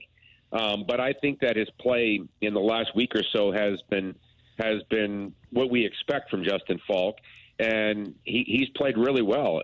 Lately playing with Perunovich for the most part, and those guys have done a good job. But obviously they need him. He did a great job on the power play in the third period the other night, and I do see him coming back to full form right now. Hey, John, the Frozen Four, the NCAA hockey tournament, will start on March 28th. And the earliest that Jimmy Snuggerud could be knocked out would be the end of the month. So if the Blues could get him under contract, it would be by the end of, or by the first week of March or so. Would you like to see Snuggerud this year? I'd like to see him as soon as possible. He's a goal scorer and, a really good shooter, over 20 goals again this year. He's only a sophomore. So, the Blues need, any team that's in their situation that is a team that's fighting for a playoff spot, obviously not a top team. They need forward, or they need offense, and they need skill. And, whether it's skating or passing or whatever, but, the Blues need goal scoring. So I think I'd like to see him in the lineup as soon as possible. He might burn a year of eligibility as far as, getting the contract going and things like that. But I think he's ready and talking to Blues people. And now it's really up to, the young man and his family and the Blues, of course, whether he does turn pro. But I think that based on what I saw from his shot in the skills, or not the skill, but the skill development camp last year, he's got a big league shot, and he showed that again this year in college hockey. JK, I asked you last week, and I know you always do your homework about Hofer and about Jordan Bennington. And I said, are they a top 5 tandem? We were going to do our homework this week, and I figured it out. They're 3.76. I don't know if you had that on your bingo card, but 3.76 in the top 5. I have no idea, John. I don't know. I'm just kidding. I have no idea what they are. Dan, I believe whatever you say, my friend. I know you do your work. You're a hard-working guy, my friend. You too, buddy. I'll enjoy listening to you tonight. Yeah, it should be a good game. Colorado's won 6 in a row. The Blues have won 4 straight. They've played well against the Avs this year, so should be fun tonight at Enterprise. Yeah, you might the way Jamie Rivers is talking right now with the voice, you might be doing a Vin Scully hockey game tonight. It might just be the John Kelly show. Dealing with an upper body injury, Randy. That's what he's got, no doubt about it. JK, have a great day, and we'll be tuned in tonight. Thank you. Okay, thanks, guys. See you. That is John Kelly, TV voice of the Blues on 101 ESPN. Coming up, we've got the fight. If you would like to participate, you can text in 314-399-9646, 314-399-YO-HO with your name and the word fight, and maybe Matthew will pick you to fight me next on 101 ESPN.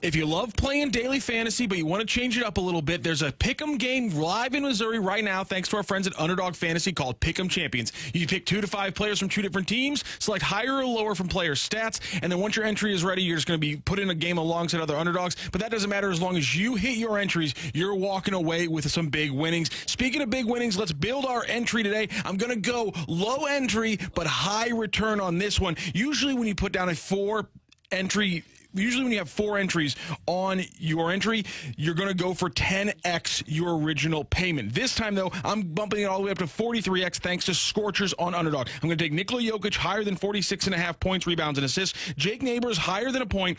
Alexei Toropchenko higher than 0.5 goals. So if he scores, that's going to be our big one. I'm also going to put in Pavel Buchnevich there higher than 2.0 shots. And again, I'm getting 43x on my original entry there on Underdog. Underdog, super easy to play and even easier to get started. You just go to their easy-to-use mobile app or to UnderdogFantasy.com, sign up with promo code ROCC, and Underdog will match your first deposit up to $100. Plus, they'll give you a mystery special pick to use on your first Pick'em entry. That's Underdog Fantasy, promo code ROCC, to get your first deposit of $10 more, up to $100, plus your special pick. Must be 18 plus in President's Day where Underdog Fantasy operates. Terms apply. Consider your play call. When you're a gambler, visit www.ncpgambling.org.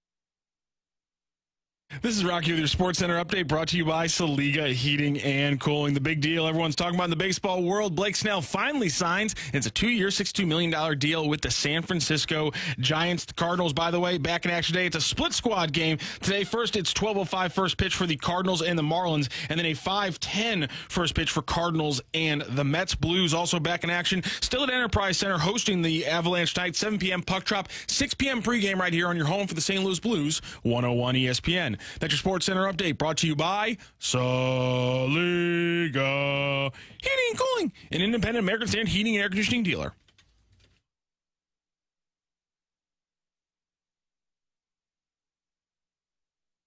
Welcome to the fight. In the red corner, Average Joe Listener. And in the blue corner, the undisputed king of morning drive. Please welcome Randy Carricker.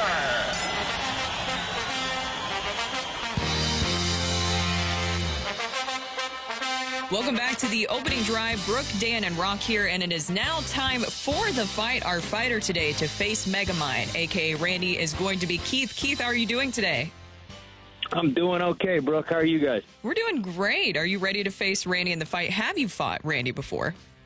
You know, I did. I fought Randy about 4 or 5 years ago, and he hit the jack on me, so I'm looking to get some revenge today. Oh, there you go. Yeah, this is Randy fresh off of vacation, so you never know what you'll get. And he also typically has grapes. Yeah, he could be. All right, you ready to face Randy in the fight, Keith? Let's do it. Question number 1. The Vikings lost 4 of the first 11 Super Bowls. Fran Tarkenton as their quarterback in the last 3 losses. Who was their quarterback in their Super Bowl loss to the Chiefs in Super Bowl 4, which was 1970? Was it Joe Kapp, Y.A. Tittle, or Don Meredith? God, I have no clue. Let's go with Don Meredith. Final answer, Keith? We're going to go with that as our final answer, Dan. Okay, brother, here we go. Question 2. On this day in 1991, Bo Jackson was released by the Royals. Which team would sign him right after opening day of that season? It was, could it be the Yankees? Could it be the White Sox? Could it be the Angels? I remember him playing for the White Sox, I believe. Dan, we're going to go with that as my final answer. All right, Keith, off to question 3. Happy birthday to Andy Reid. Reid spent 3 seasons as a position coach for the Mizzou Tigers. Which position did he coach? Was it the quarterbacks, wide receivers, or the offensive line? I'm going to go with the offensive line. Final answer.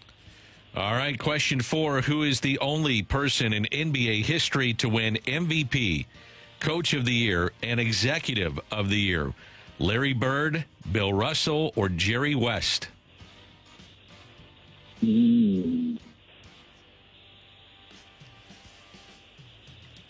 Let's go with Larry Legend. Final answer. All right, Larry Bird. Keith, how you feeling in the fight as we go get Randy coming out of, I don't know where he's at. He's probably having grapes, or maybe he might be having carrot cake. I'm not sure. But how do you feel going into this fight? Not great. Oh, I think you did pretty well. I think you're going to be very pleased. Randy, did you enjoy the carrot cake, or did you enjoy grapes, or maybe a combination of both? I was enjoying grapes until Ozzie Smith said there's a lot of sugar in those. Did he really? Oh, no. He said sunflower seeds are pistachios. I said, no, not for the fight. No, you got to get ready for the fight. Yeah. It gives you a gotta little get energetic. sugar rush. Yeah. It's nature's candy. Nature's Grapes are. Call. Yeah, thank you. Makes me feel better about having a grape. Me too. That's what I use. Say hi to Keith Rainey. Keith, good morning. How you doing? I'm doing well, Randy. How are you, sir? I'm doing great. Thank you very much for listening. Thanks for playing. We appreciate it. Question number 1, Randy. Are you ready? Ready. The Vikings lost 4 of their first 11 Super Bowls. Fran Tarkenton as their quarterback in the last 3 losses. Who was their quarterback in their Super Bowl loss to the Chiefs in Super Bowl 4, which was 1970? It was my favorite player as a kid, Joe Kapp from Cal. Yeah. Question 2. Yeah. Unless you want to give a little history on Joe Kapp. He played in the CFL. He was Bud Grant, who was their coach, the Vikings coach, came from the CFL, signed Joe Kapp out of the CFL, and played really well. He was an athletic running quarterback before they were a thing. I loved Warren Moon. Loved Doug Flutie. Mm-hmm. Loved the Edmonton Eskimos. Yeah. And you know what I liked? My favorite was having the Saskatchewan Roughriders and the Ottawa Roughriders. That's right. You had an 8-team league and 2 teams had the same name. It's a great name. It is a great name. The Roughriders. Yeah. Roughriders. Question 2. Okay. On this day in 1991, Bo Jackson was released by the Royals. Mm-hmm. Which team would he sign for just after opening day of that season? I'm going to go with the White Sox, Dan. I'm going to go with the Chicago White Sox. Bad hip and all. Yeah. Bad hip and all. Hobbling around there. One of my favorite immaculate grid plays is Bo Jackson with the Angels, which is one that people don't remember. Ooh. I don't remember that. Yeah.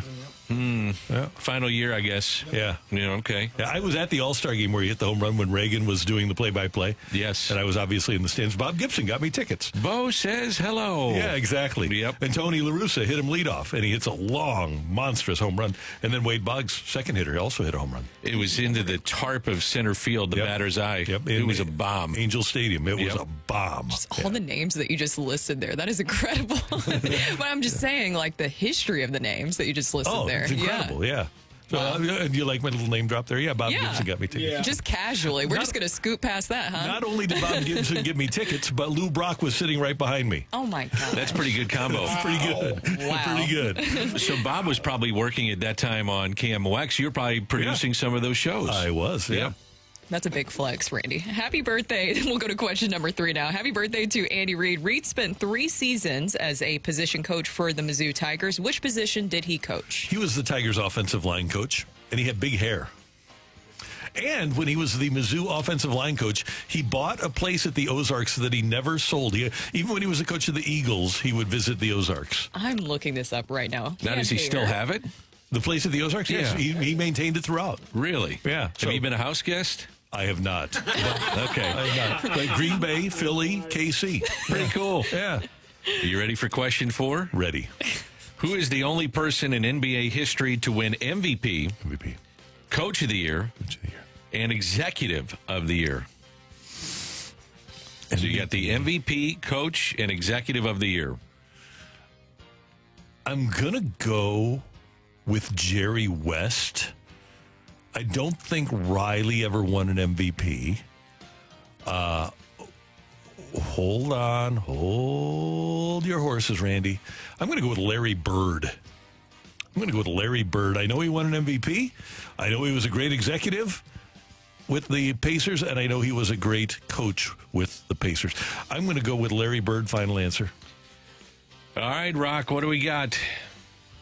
Well, we have a winner in today's fight. No need for a tiebreaker today. Keith lost to Randy years ago in a different iteration of this game, and he said that you hit the jack on him, Randy. Yeah, like that. Because it was. I think he said it was the 4:00 fight that he lost against you years ago, and you hit the jack against him. So Keith's looking for a little revenge. Did he get enough right to take revenge on Randy Carricker, or just make a mind roll on with another victory on this Tuesday? Ring that bell. Go crazy, folks! Go crazy! The winner and still champion of the fight, Randy Carricker. The fight is presented by Golf Discount of St. Louis, with the most experienced club fitters in town. Why shop anywhere else? Just win, baby. Keith, you heard Mr. Buck, and that means Randy Carricker did it to you again. Years later, he hit the jack, and he beat you 4-3 today. Sorry. One of these days, Randy. One of these days.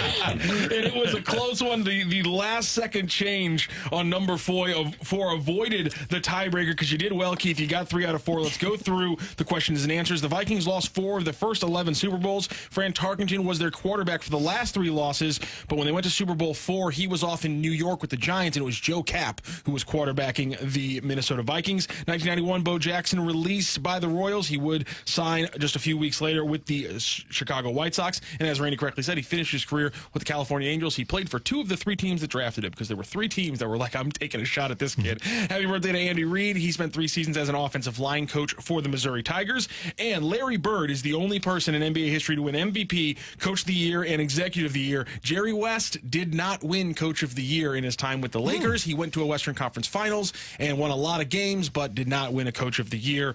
Bill Russell, by the way, did not win a Coach of the Year award despite winning 2 championships as the coach of the Boston Celtics. No Executive of the Year award either for Bill Russell. So a 4-3 win for Randy Carricker in the fight today. Thank you for joining the fight and joining the show today, Keith. Hey, I appreciate you guys having me. Thanks. Thanks, Keith. Good to have Keith with Somebody us. texted in from the 636, when Randy starts name dropping people, it's over. This is also 618. This is freaking ridiculous. How are you supposed to beat this guy? A lot of compliments coming in for you, Randall. What do you mean Joe Kapp's your favorite player growing up? What kind of random bear trap am I supposed to walk in with that one? That was a fun team. Bill Brown was their running back, number 30. They obviously had the Purple People Eaters with Page and Lertzema and Carl Eller and Jim Marshall. It was a good group. I would have gotten question 4 wrong. I thought it was Jerry West. He had 3 years coaching, I believe, with the Lakers. Is that right? Yeah, and I think in the 3 years they win. So it's 240 games. They won like 170 games. He was really good. Yeah, and they were fantastic. They go to a Western Conference Final, but they couldn't. You know, it was kind of with those 3 Jerry West years that Kareem got the kind of, can he win the big one in L.A. after only winning it in Milwaukee, and then obviously eventually they make the change. Everything gets going with Magic, and you kind of saw that dynamic if you watched Winning Time on HBO before they canceled it. They kind of had Jerry West as that kind of, I can't coach this team, I just want to manage it kind of thing. Yep. Yeah. So that is the fight here on 101 ESPN. Next up, the Blues have won 4 in a row, but are they in the class of the West? That's next on 101 ESPN.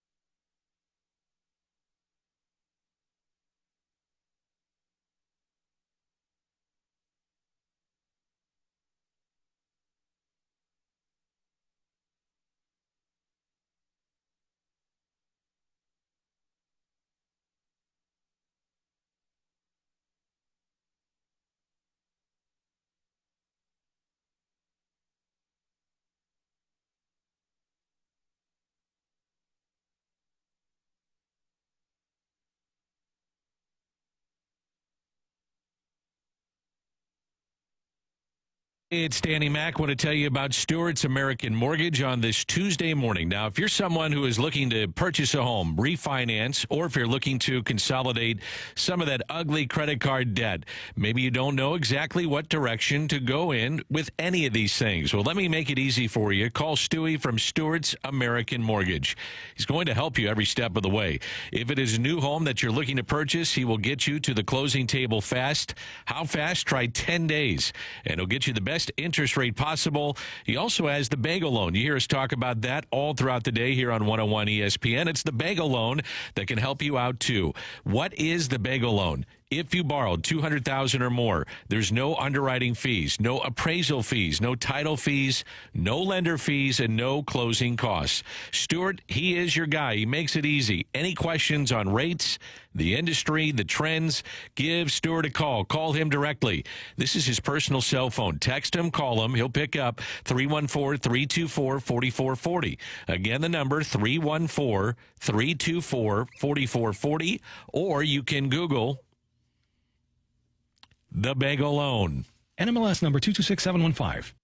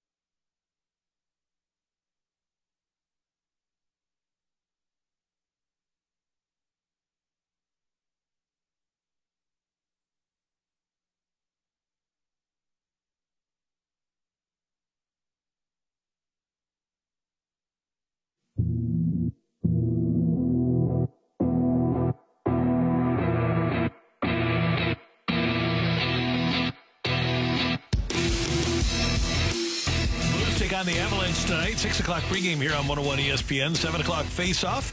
Chris Kerber and Joe Vitale with the call, and Alex Ferrario will have the pregame with Joey before the game starts. The Blues have won 4 in a row, and they've done so against some pretty good competition. They beat Boston 5-1 a week ago last night.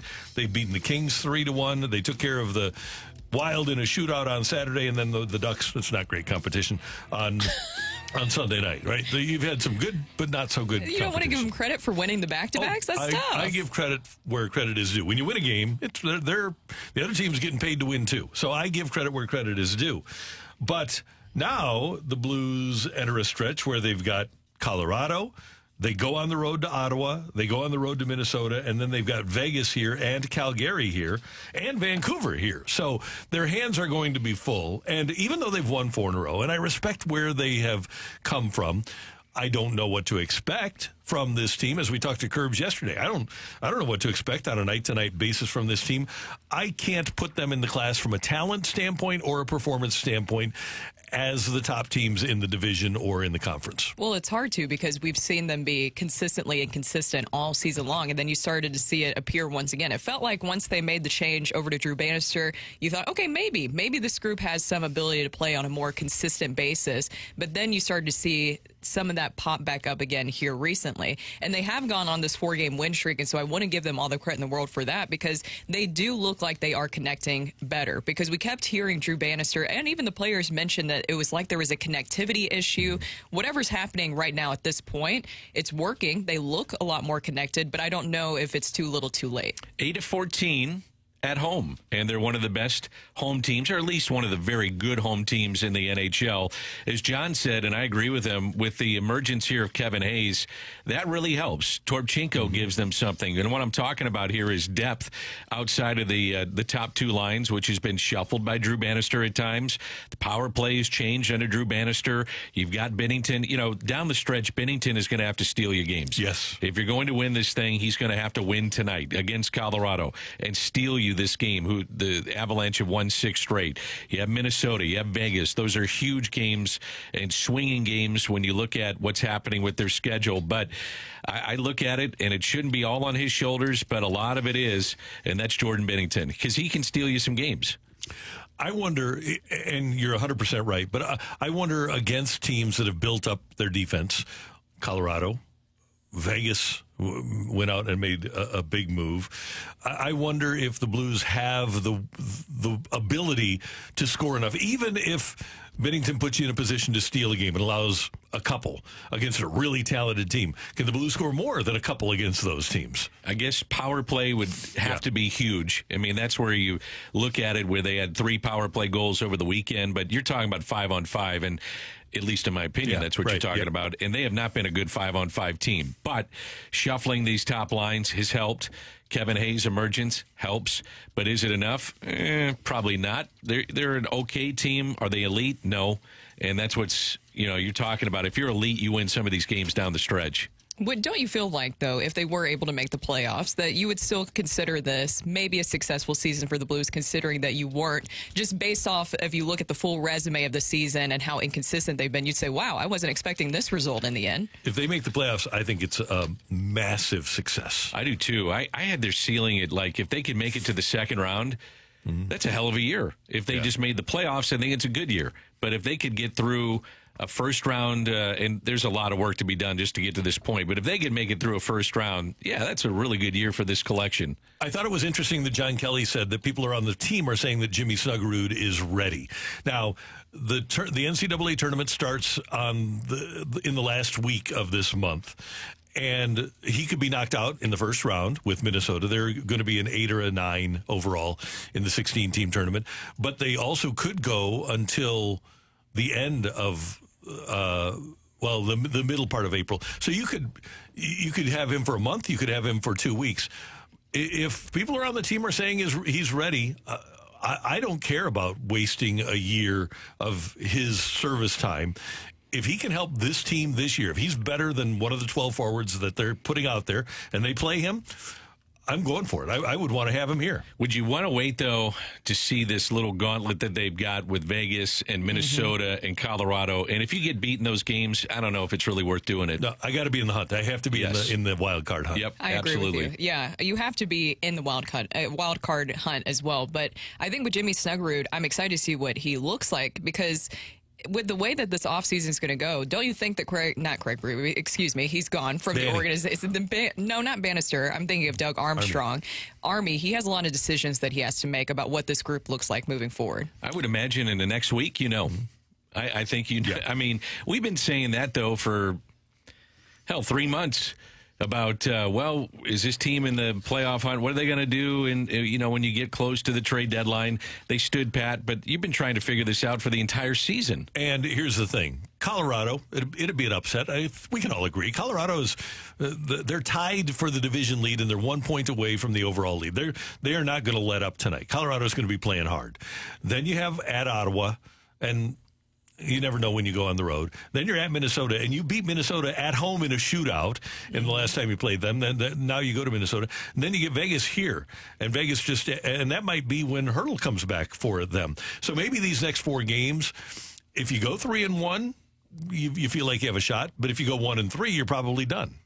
Yeah, no, 3. Yep, you are. You probably are at that point. And by the way, if Minnesota would make it to the Frozen Four, that takes place April 11th and 13th in St. Paul, Minnesota, at the XL Energy Center. So, you said, the middle of April. Yeah, I would think if they get knocked out early by March 31st, you give him a week off, and you still have to sign him, and then you get him with the team. And so maybe you get him here by April 13th or so. And if they don't get beat and they wind up playing in the Frozen Four, then you probably don't see them anyway. To me, just dictated on what you do in the next week. Yeah. And then at that point, you truly know. I mean, you have to take a realistic look at where you're at and say, is it beneficial to bring him up and burn a year? Probably not.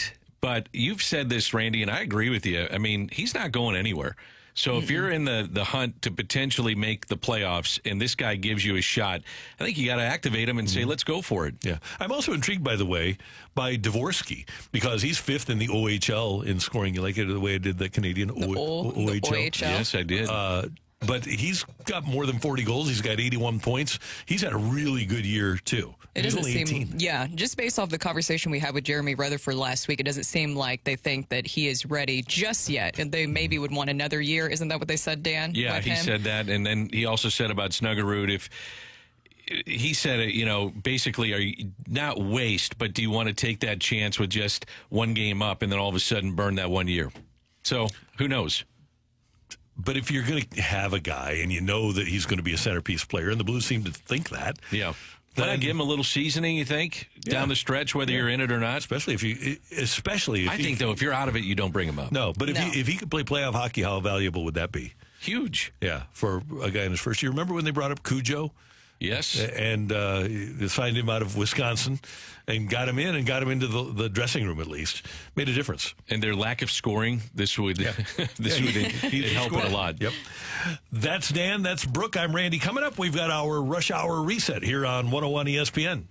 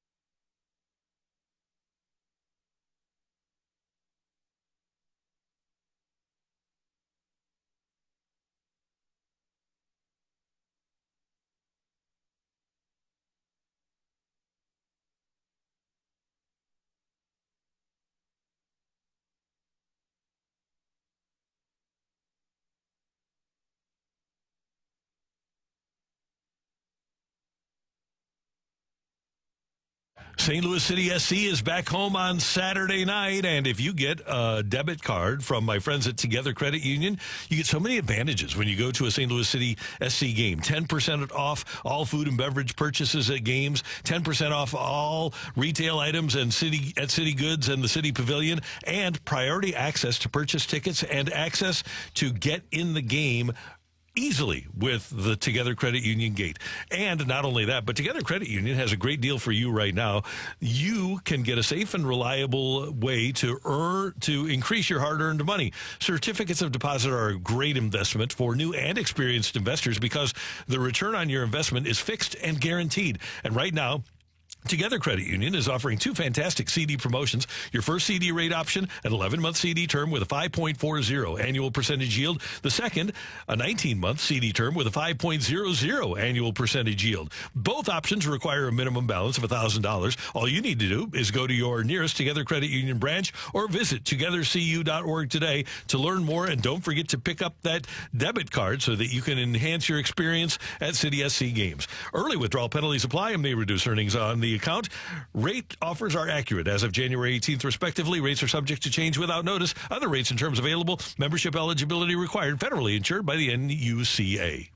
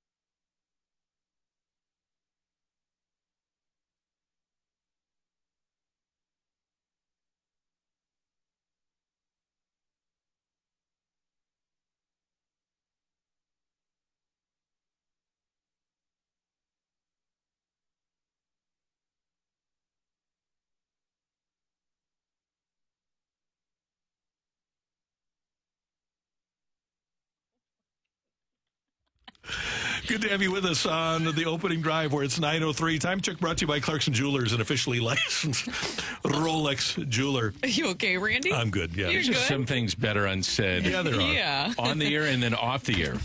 This one's off the air. Yeah, Brooke, Dan, and Randy with you. Happy belated birthday to Danny Mac. Thank you, sir. Yeah. So, and you're enjoying the carrot cake? It's unbelievable. I mean, you do not disappoint one bit. Thank you very, very much. Take care of my guy. Did you make multiple cakes for family, or is this just mine? I owe one to Jamie Rivers as well. Okay. He asked for one. Everybody does. Well, I know, but so Rivs, if he's in today, if he's not sick again, we'll get one. Okay. I've asked for one as well. I don't have an occasion. I always want one. So just put me on the list. Brooke, now that you have passed the bachelorette party, and we're still a few months away from June, you've got one coming your way soon. There we go. Yeah. Maybe actually. Because you told me not to make you one before the bachelorette.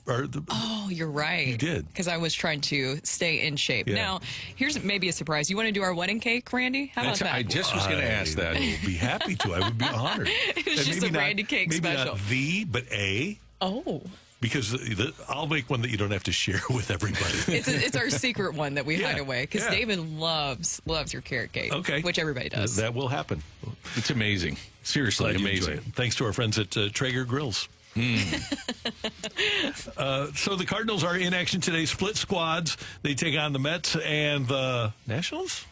Marlins. No. Mets and Marlins. Yeah, Marlins and Mets. Yeah, but the big thing is that in one game Lance Lynn will pitch, in the other game Kyle Gibson will pitch, and the Cardinals will on a week from Thursday they'll be opening their regular season in LA against the Dodgers. This month has flown by. It sure has. This is the time, though, that it's the monotony of spring training. And if you're Mo and you're Ollie and you're that front office, you're saying, please don't get anybody hurt, not anybody else.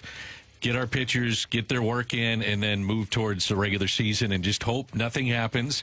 But, man, it gets monotonous down there when you've been there for over a month. Do you think it's a good thing or a bad thing for the Dodgers and the Padres? They start the regular season tomorrow in Seoul, South Korea. I wonder if it's a good thing to have all of that travel before the regular season starts and some intensity, or if it's a bad thing for them. I think first of all, I think it's great for baseball. Let's just say that. I think it's a good thing for baseball to get in different markets, especially markets like that love baseball like we all do. I think it can have an effect, though, where you get jet lagged a little bit. But the thing that'll bring you back up is being there for opening day and home openers, and you get excited about that. And, you know, I'm not sure it's that big a deal, but it does have a little bit of an effect, I would think. I would think the crowd at Dodger Stadium for Shohei Ohtani's Dodger debut will probably provide some energy. It's going to be awesome. Yeah. It'll be awesome. It will be. I think it could be maybe a benefit, I would say, for the Dodgers just because you have the intensity of playing in a game and you have more of that scenario happening. I see it would be more a benefit, unless there's an injury that happens.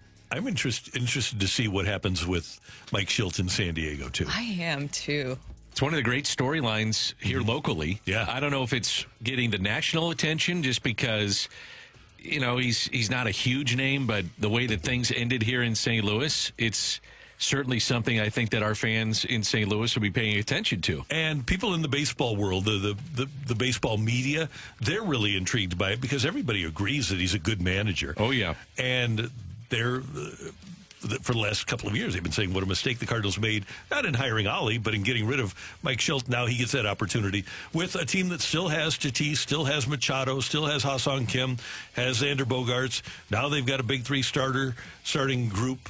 That's a team that's going to be a handful for a lot of teams. I think they'll be pretty good, and I'll be interested in how they play under Mike Shildt. And with the new rules, we have not seen Mike Shildt have a chance to take advantage of the new rules. Right. And when he took over for Mike Matheny, it was go for broke. And he was stealing. He was aggressive. He was trying to push the envelope a little bit. And I bet that's what he does with that group in San Diego. Yeah, he got mad at me one time because I said on the air, I wish they'd be more aggressive. And so I walked into his office that night. And he said, we're first in steals. We're first in going second to home. What do you want? You're right. Well, he was right. He was right. You know? Yeah, sorry. Yeah. I can tell you that Mike, and they have it down to a tenth of a second with stolen bases, with the player, the runner at first, how quickly the guy is from the plate to the plate, the pitcher, and then release times of the catcher. And if they feel it's in their favor, he is running. He's just going to run, and that's what he does. And he plays an exciting, fun brand of baseball. I'm looking forward to it. Meanwhile, in his division, Blake Snell has signed with the Giants a 2-year, $62 million deal. Earlier in the offseason, Snell was offered 6 years by the Yankees and turned that down because Scott Boras wanted 9. He wanted 9 years. Do you think that he's regretting that at this point, Blake Snell? I would think Blake Snell probably is. He's got an opt-out after 1 year. But if you're Blake Snell, or if you're any team, Blake Snell won his second Cy Young Award last year. What makes him think that next year is going to be any better in the marketplace than this year was? If he throws more strikes. I think the appetite for a guy that gives up 5 walks per 9, and you're going to give him a 9-year deal? No thanks. No change. No. Yeah, I mean, let's start thinking realistically here. Yes, is he a great talent? Obviously. But when you walk 5 per 9, I think a lot of teams looked at that and said, no way am I spending that kind of money to bring in a guy that only gives me 5 innings. The high walk rate, but also the fact that maybe Scott Boras is his agent, and it seems like this was also another side battle that you have currently going on with Scott Boras and his clients, because Jordan Montgomery is still out there. So not only do you have somebody coming off a Cy Young season and Blake Snell, and he only gets 2 years, but you also have Jordan Montgomery, who helped his team win a World Series, who still hasn't landed with a team yet. I think that's the selling point that Scott tries to put down the throats of his clients is in this particular situation is, look, get your money this year and we're back in that free agent pool next year. Mm-hmm. What is interesting to me is what the free agent pool in terms of money spent is going to be next year, with the idea that TV contracts could be up, and what's a surplus of money that's out there to divvy up. Something to think about. And Montgomery, earlier today, Dave Dombrowski of the Phillies said, yeah, we aren't going to sign him. Our starting pitching is pretty good.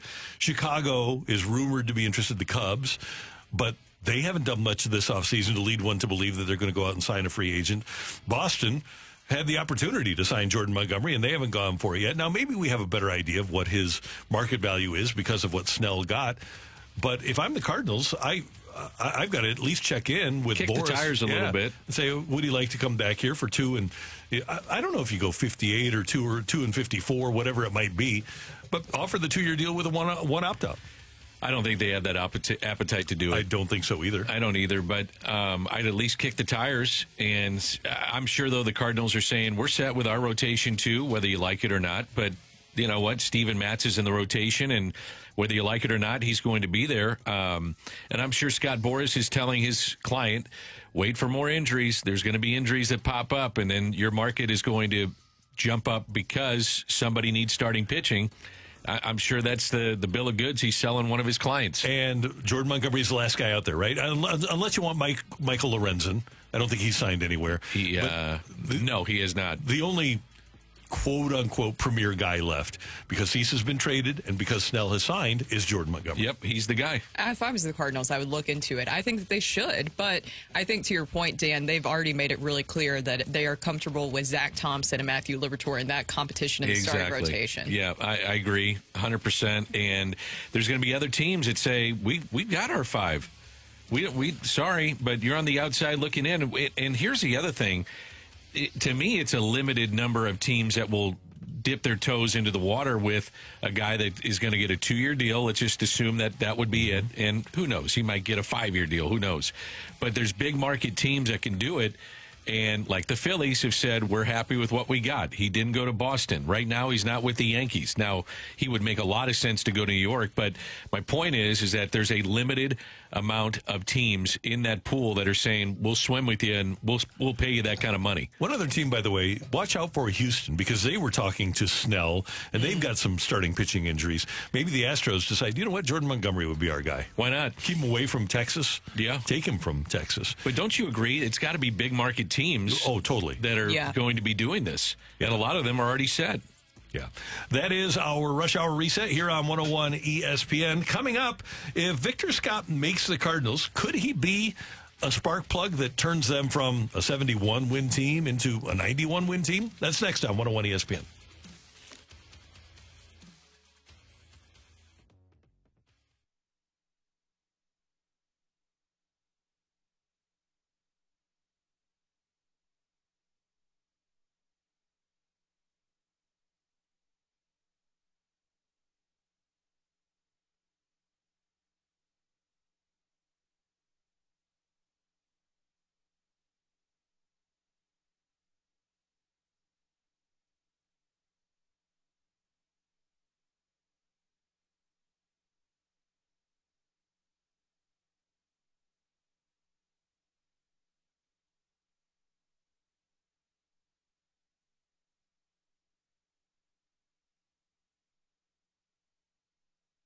Slap shot to the goal, and it's good.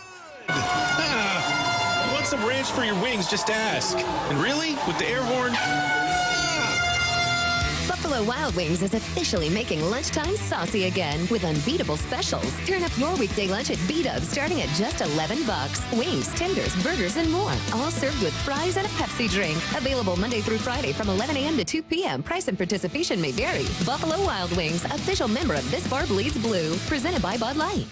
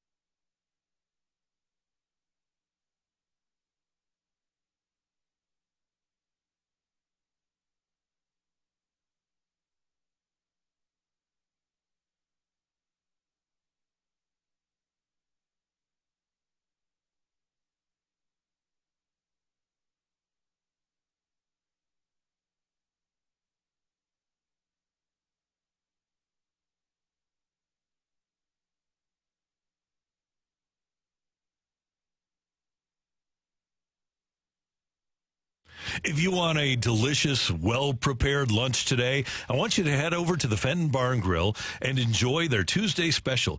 It is a dazzling open-faced turkey sandwich on Texas toast with fresh tomatoes, tasty bacon, cheese sauce, and a side of their perfect tots. And it's just $14.95 over at the Fenton Barn Grill. What a magnificent Tuesday lunch special at Fenton Barn Grill. You will absolutely love it because it's heavenly. And here's another thing about Fenton Barn Grill. In addition to the fantastic food, the people are great. Chuck, the manager, is fantastic. You'll love being served by Megan and Kelly, and Casey will be there today as well, and they will serve you their marvelous food. They're going to be very friendly, and you're going to be talking sports, whether it's the Blues and their hunt for the playoffs, whether it's the Cardinals, or whether it's St. Louis City SC or something else. The people at Fenton Barn Grill love the sports. So head on over, enjoy their absolutely stunning special for their Tuesday lunch. So maybe stop by for happy hour or a delicious dinner as well, and have a great time, because I always do at the Fenton Barn Grill. When you go, tell them Randy sent you. It's a new year, St. Louis, and at First Community, we are excited.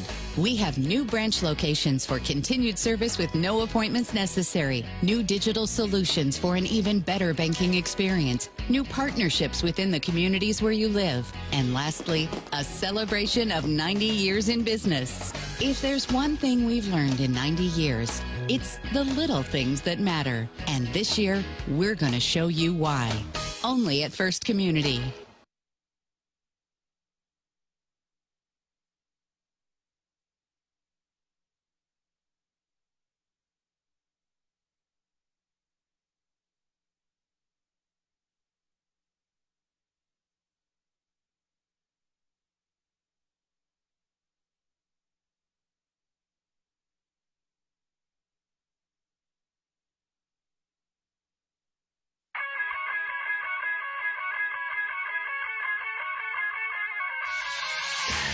Yeah, I watched him a lot, and I like him a lot. And I think he's going to bring a lot of excitement. I don't know whether or not, he's going to break with the club, but I think he's one of those players that can create that excitement that we're used to here in St. Louis. Is there some Vince Coleman there? Yes, there's some Vince Coleman there. There has to be. You have to have that mentality if you're going to be good at what you do, and that level of confidence. And I see that in him. I've had a chance to go to dinner with him, and a very nice young man. All of the guys are very they're very appreciative of the opportunity and very respectful of guys like myself. That is the Hall of Famer Ozzie Smith this morning here on the opening drive on 101 ESPN with Brooke and Dan. I'm Randy, and we were talking about Victor Scott II, the Cardinals' Gold Glove winning minor league center fielder. He won the Gold Glove for all of minor league baseball in center field last year. He can go get it. He's a major league center fielder right now. He also stole a ton of bases at the minor league level last year and has shown a propensity to be able to get on base so far this spring. I totally get it if the Cardinals don't want to have him break with the team. We tend to forget this, and yes, it is a young man's game in Major League Baseball right now. This guy was drafted in July of 2022. So he played part of August and September in 2022, and then last year. He has 8 months of minor league experience. He's played a year and a half of pro ball. So I would be totally on board if the Cardinals want him to get more seasoning. But if he proves that he's the best guy for the job, I also don't have any problem if he's up here. That's what I'm saying, is that he has been proving during spring training that it seems like he's ready. And he's also rising up to the challenge of this situation where you do have 2 outfield opportunities available. And he seems like he wants, and he's doing everything he can to make sure that he can get that center field job. I also like his speed. We've talked a lot about his speed and his skill set and that ability that he has there. I think that's not only something that would be beneficial on the base paths, but also in the outfield too, because he can cover a lot of ground with his speed. Now, he hasn't played in AAA yet. Is that something that you guys would like to see first before he comes up to the majors? I would like to see him get that seasoning. I like the idea of a 457 on-base percentage in spring training, but I've also, for my entire baseball watching life, been told and believe that I shouldn't believe what I see in March. Yep, and in September, when they had the huge call-ups, too, only 66 of 163 minor league games have come at AA. So that's something to keep in mind. And while the excitement is there in spring training, and I've said it, I'm on the Victor Scott bus, but I'm also realistic that you have Tommy Edman coming back, you have Lars Nootbaar coming back, and if you bring him up, you don't want him to get buried. But if you have a situation where Tommy Edman is going to be missing significant time and Dylan Carlson is not producing, then that's somebody you have to look at and say, we need a jolt. We need somebody to go out and go get it in center field. And maybe this is the kind of guy that gives our offense a jolt. But there's no doubting it. If you're part of the fan base here in St. Louis, you want to see this guy. His ETA is this year. It's just a matter of at what point in the season they bring him up. And hopefully it'll be sooner rather than later. By the way, if you aren't aware of it, last year Scott in minor league baseball stole 94 bases, which is 94. Unheard of in pro baseball these days. His success rate was 87. So we're talking about 9 of 10, essentially, that he is not going to be caught. If you include the Arizona Fall League, by the way, Randy, 112 stolen bases for the year. That's incredible. Yeah. So I'm this very day and intrigued. age. And this day and age, too. Yeah, right. It's hard. And I've only met him for 15 minutes, but he does appear to be a really confident sort. And that's why I asked Ozzie, does he have some of that Vince Coleman swagger? Because he appears to, and Ozzie sensed the same thing. Vince Coleman changed a veteran team when he came up in 1985. And this guy appears to have that sort of ability to be at the top of the lineup, spark a group, and get players energized. Here's the other thing. Get a fan base energized. Yeah, right. That's a big thing. Ultimately, this is, and I've said this, and Brooke and I were talking about this last week, this is entertainment. This is supposed to be the entertainment business. Let's make this fun for fans to come to the ballpark and watch this kid play. And Brooke, look what Ellie De La Cruz did last year when he came up with Cincinnati. That's exactly what I was going to say. That was one of the reasons why the Reds performed so well last season. One, because they were able to steal bases. But two, Ellie De La Cruz, when he came up, he provided that spark. He provided that energy. And I just saw a graphic the other day where Major League Baseball had put out on social media. And guess what? There's a bunch of stars. And then there was Ellie De La Cruz, a rising star, was a picture who was on there because he's becoming recognizable to young fans. I think Victor Scott II can be that as well. I'm just interested to see how they handle this because either way, whether it's now or later on, don't you guys think that they should just let him be who he is and highlight really what he's capable of doing and just show off his speed, show off the swagger that he has, just let that flow? He's got to get on base, though, and that would be my concern is that he comes up and he's overmatched, which may happen. I mean, he's only had a handful of games, 2 months of games at AA, and like you said, Randy, you see sometimes in spring training where the opposition, let's say he's had success against a guy that's going to be in a rotation for a team. A lot of times that pitcher is just working on stuff, so you're not seeing their best stuff, which can then be misleading to what you're seeing about your guy, which is something to keep in mind moving forward here in the final 10 days of spring training. Right. Another part of what runner like that does is he upends the defense. The defense is intimidated by a speedster. And that's whether he's stealing bases or forcing them to make a play by going to first to third. I would love to see that in the Cardinals again. I hope that if Victor Scott is here, that he's given freedom right away to use his athleticism. I think they just turn him loose. Yeah, that's what I'm saying. Just let him be who he is and not. Of course, if there is something that you do need to change in certain ways and aspects, yes, but there's a reason why he's made it to this point, and if you bring him to the majors, there's a reason, a certain skill set that he has. Let him just be able to show that off and be the player that he needs to be. I think what will surprise people, too, is that he's not just a slap hitter. This guy's got a little pop, too, in his bat, and you would assume that only grows as he grows. He's also left-handed hitter, which is something that is beneficial, and what every team wants is left-handed hitting. Okay, one other question for you guys about this situation. Have either Lars Nootbaar or Dylan Carlson given you any reason to believe they can play 130 games in a season? No, well, if you're basing it off of recent history, no. And then you have Lars Nootbaar, as we discussed earlier. We're still waiting to see what he will be like because obviously he's dealing with those 2 rib injuries right now, and he's healing from that. He got a positive update this past weekend, but he still can't swing a bat, so who knows if he'll start the season on the injured list or not. Now you have Tommy Edman on the injured list, and Dylan Carlson, we know he has the history of it. He hasn't had any issues up until this point during spring training, but that's still there in the back of your mind because it pops up every single season. Lars Nootbaar played in 108 games last year and got hurt the year before. And I'm with you, Randy. I mean, and maybe that's part of what they're saying, too, is that there's going to be injuries this season. And not that they're saying, well, we know that Lars is going to go on the IL, and we know Tommy Edman's going, well, he is going to start on the IL, but we know at some point he's going on the IL. I mean, no team says that. The Yankees do. Yeah, probably right. Cashman said that about Stanton, and Stanton got mad at him. Yeah. I don't blame him. I don't want my general manager saying, well, he's going to get hurt at some point. I would like to think that they don't do that, but only 108 games last year for Lars Nootbaar. And to your point, these guys got to prove that they can, get out there for 140 games. So with that being the case, because I believe the exact same thing, I believe that Victor Scott's major league debut in 2024 is very predictable because of the histories of Nootbaar and of Dylan Carlson, and because of what Victor Scott has done in ascending at the pro level. I predict that he's going to make his major league debut this year. Oh, no doubt. I think it's just a matter of when. And if somebody's hurt, he comes up.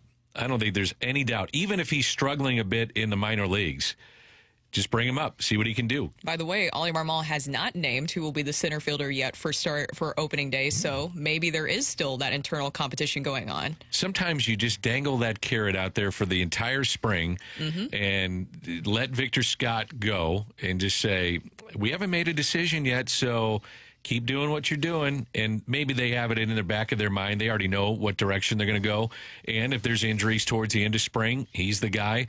But you just dangle that carrot out there and let guys know that we're taking a hard look at you, so keep plugging, keep doing what you're doing. I'm just trying to, he can't be number 91. Oh, my God, here we go with you and the numbers. How about 29?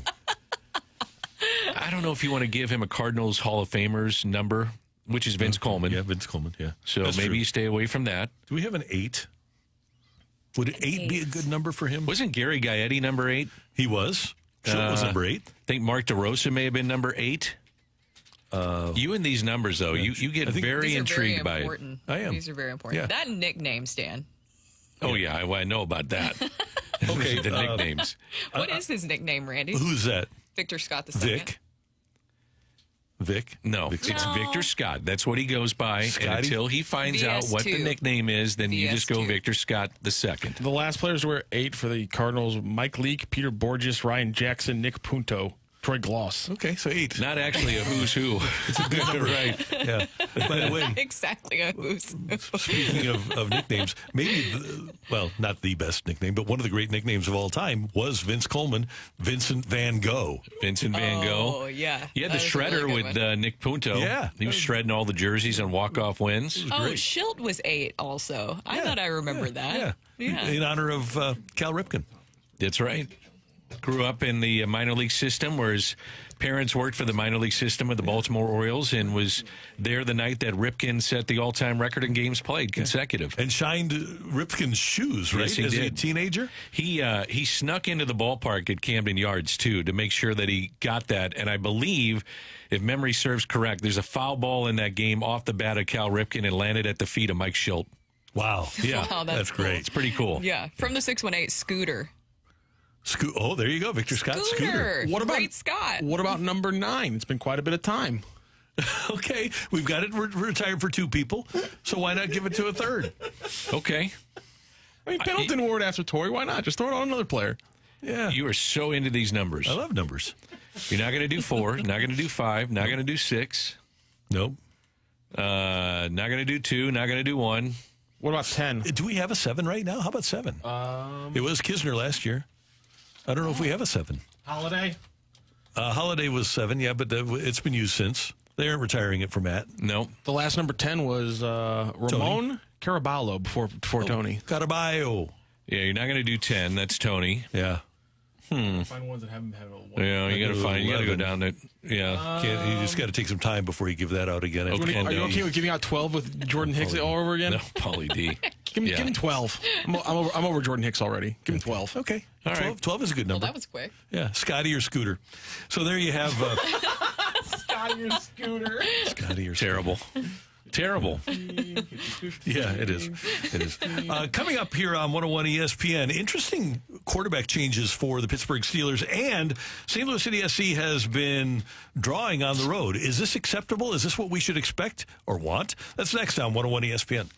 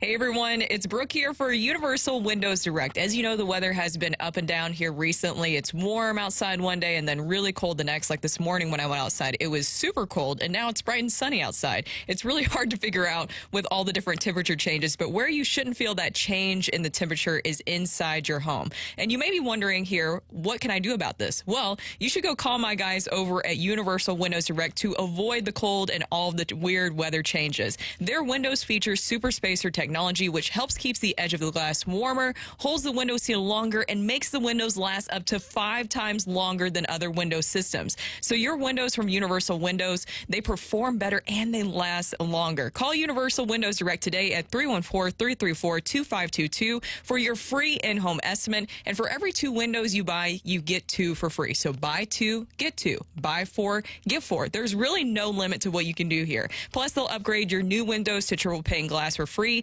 and they'll double your energy tax credit. Restrictions apply. Tell them I told you to call, and you can also get $250 off your next project. For the last windows you'll ever need, go to universalwindowsdirect.com, and like me, you'll be saying, I love my windows.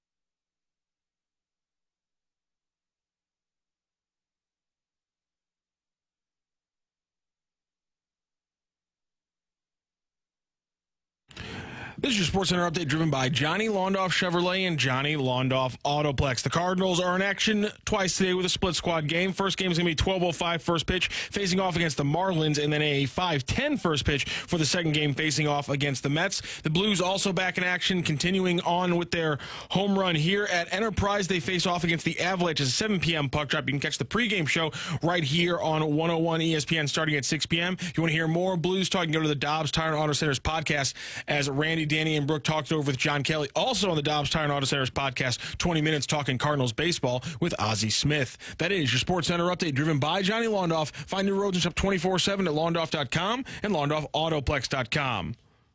Are you kidding me?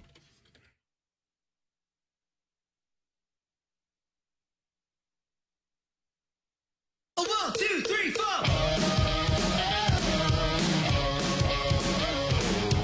St. Louis City SC is back home on Saturday night. They take on DC United.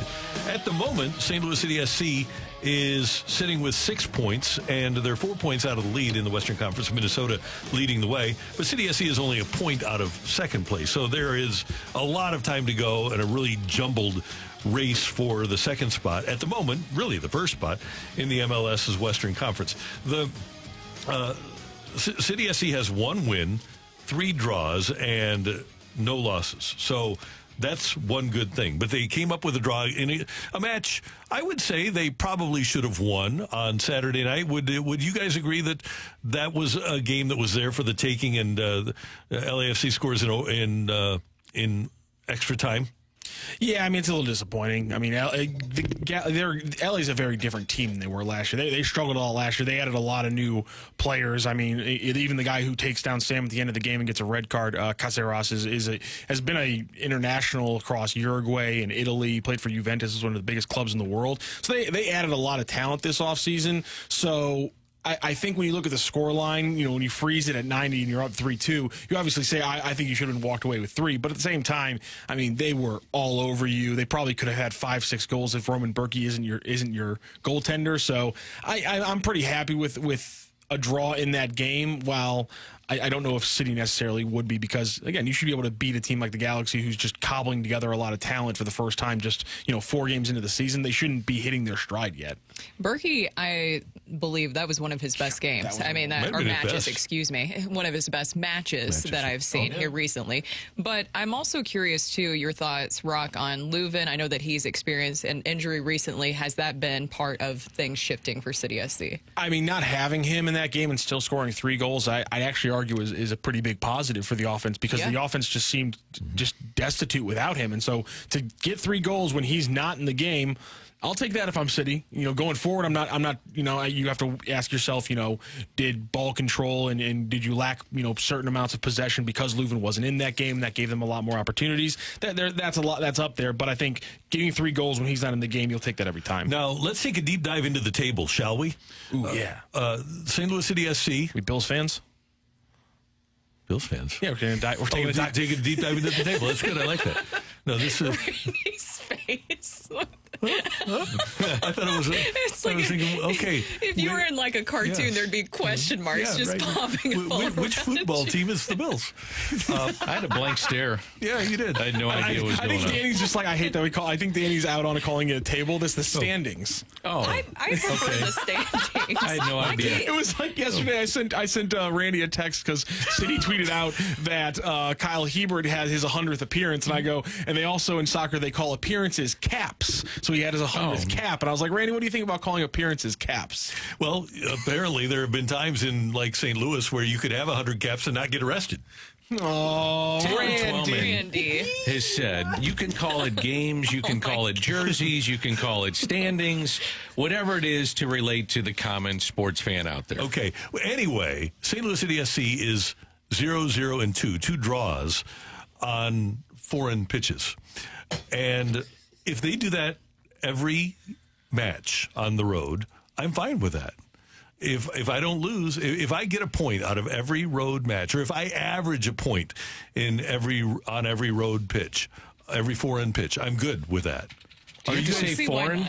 Yeah, well, it's not ours, it's not home. Yeah, but you're not playing overseas. No, but still, it's I'm just trying to correct you, Randy. Foreign if territory. You're wrong. Okay, it's foreign territory. But it's better than an L, Randy. That's my takeaway. Yeah, better than a loss. For me, though, if you do that, you get the points on the road. You have to get 2 out of every 3 points on your home pitch.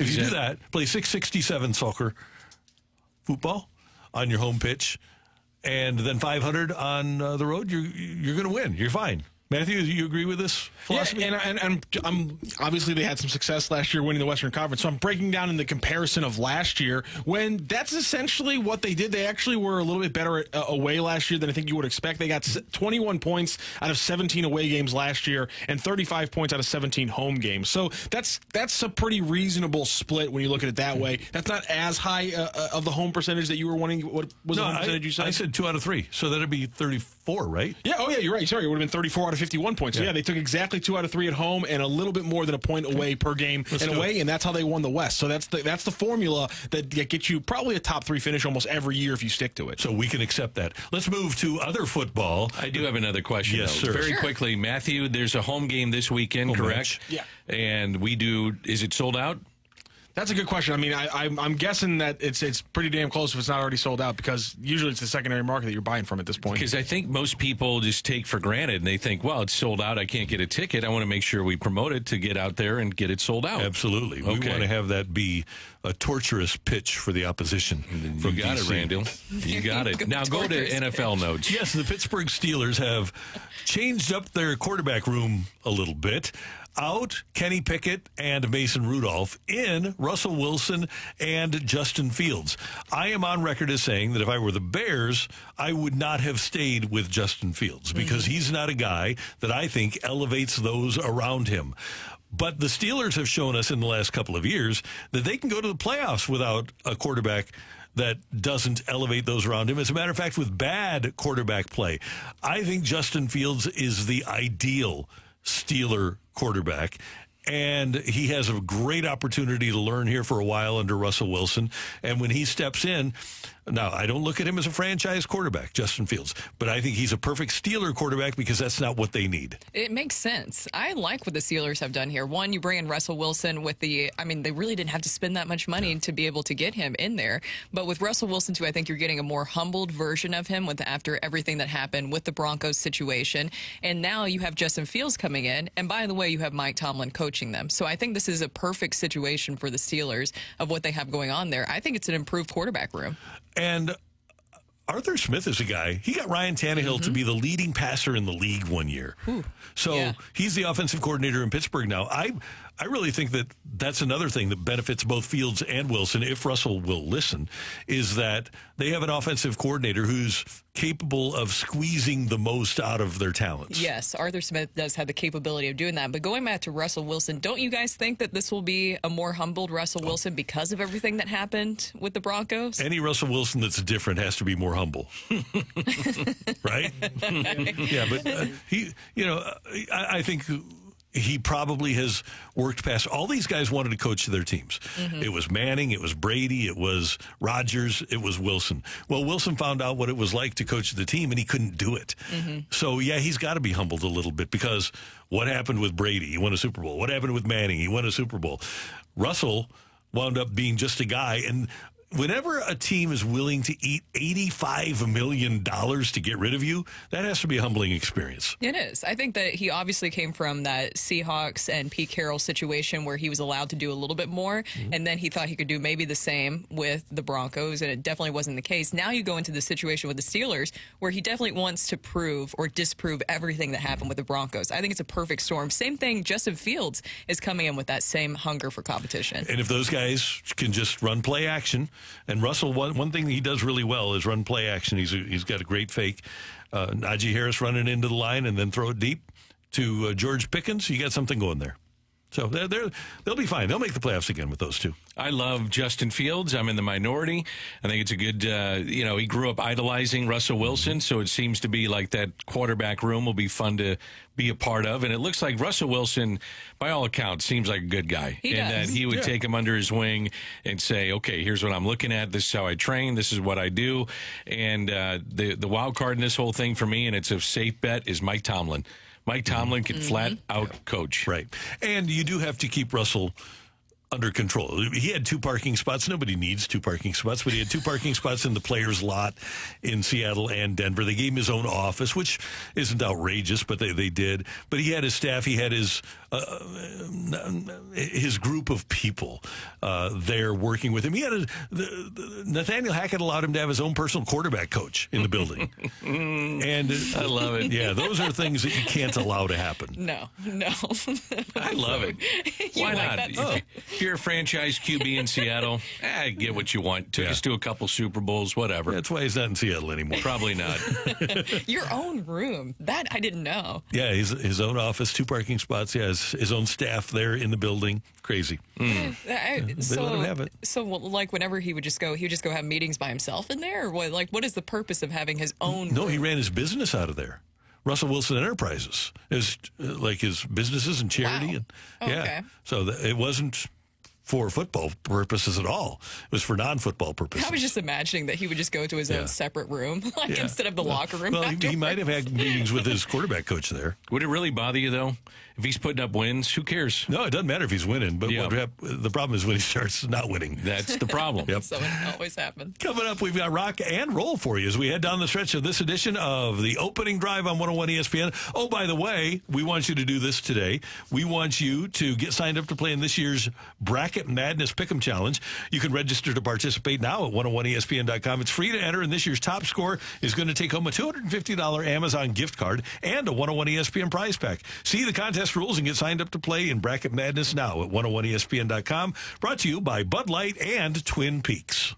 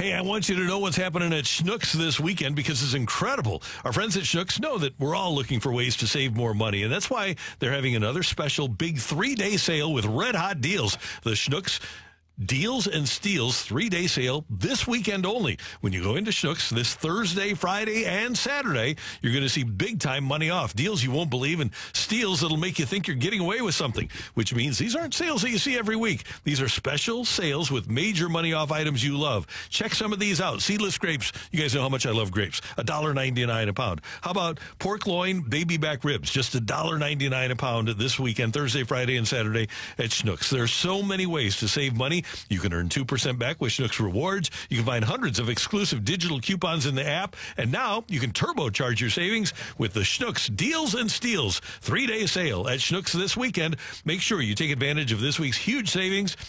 And keep your eyes and ears open for the next Deals and Steals sale at Schnucks. Schnucks Deals and Steals Thursday, Friday, and Saturday. Load up with your groceries at Schnucks.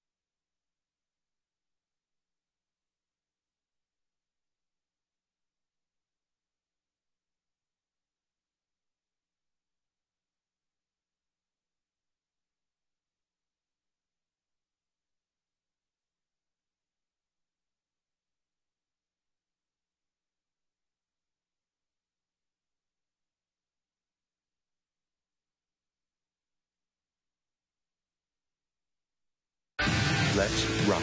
Let's rock today. The NCAA men's basketball tournament is here, and you can come watch the games on Thursday and Friday with 101 ESPN and Bud Light.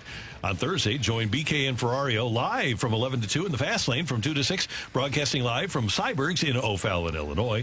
Then on Friday, you can join both shows broadcasting live from Helen Fitzgerald's on Lindbergh. Come enjoy some food, a cold Bud Light, 101 ESPN giveaways, plenty of screens to watch all the games and more. Get more details to watch the games on Thursday and Friday with 101 ESPN at 101ESPN.com. It is time now for Rock and Roll. Matthew, what do you got for us? Earlier this morning, Netflix has made an announcement. I don't know if you guys enjoyed the quarterback series they did last year. It was one of my favorite sports documentaries of the entire year. Well, no season 2 of quarterbacks is coming, but they've changed it up. It's now going to be receivers coming out later this year. Devontae Adams, Justin Jefferson, George Kittle, Deebo Samuel, and Amon-Ra St. Brown will be followed in this Netflix documentary. I love these documentaries. I hope they keep them coming. more of this stuff, less of the things where Magic Johnson produces a documentary about himself that doesn't actually talk about anything. These kind of things are fantastic. Keep this up, Netflix. We're 20 years too late, though, because we needed T.O., we needed Moss, we needed Marvin Harrison. That's really true. Don't go there. I'm just saying, wouldn't it have been great to follow Marvin Harrison? Don't do it, Randy. And then do you put one of our guys? Do you put Torrey in there? Who's the other? Who's your fourth? I think you do Torrey, yeah, probably. Oz Hakeem. Oz would have been good, yeah. Yeah. So, but they're just too late because it would have been fun to have the Marvin Harrison portion of the doc. And T.O. You know, T.O. would have been fun. There was a T.O. documentary. And did you know that he grew up across the street from his real father and didn't know?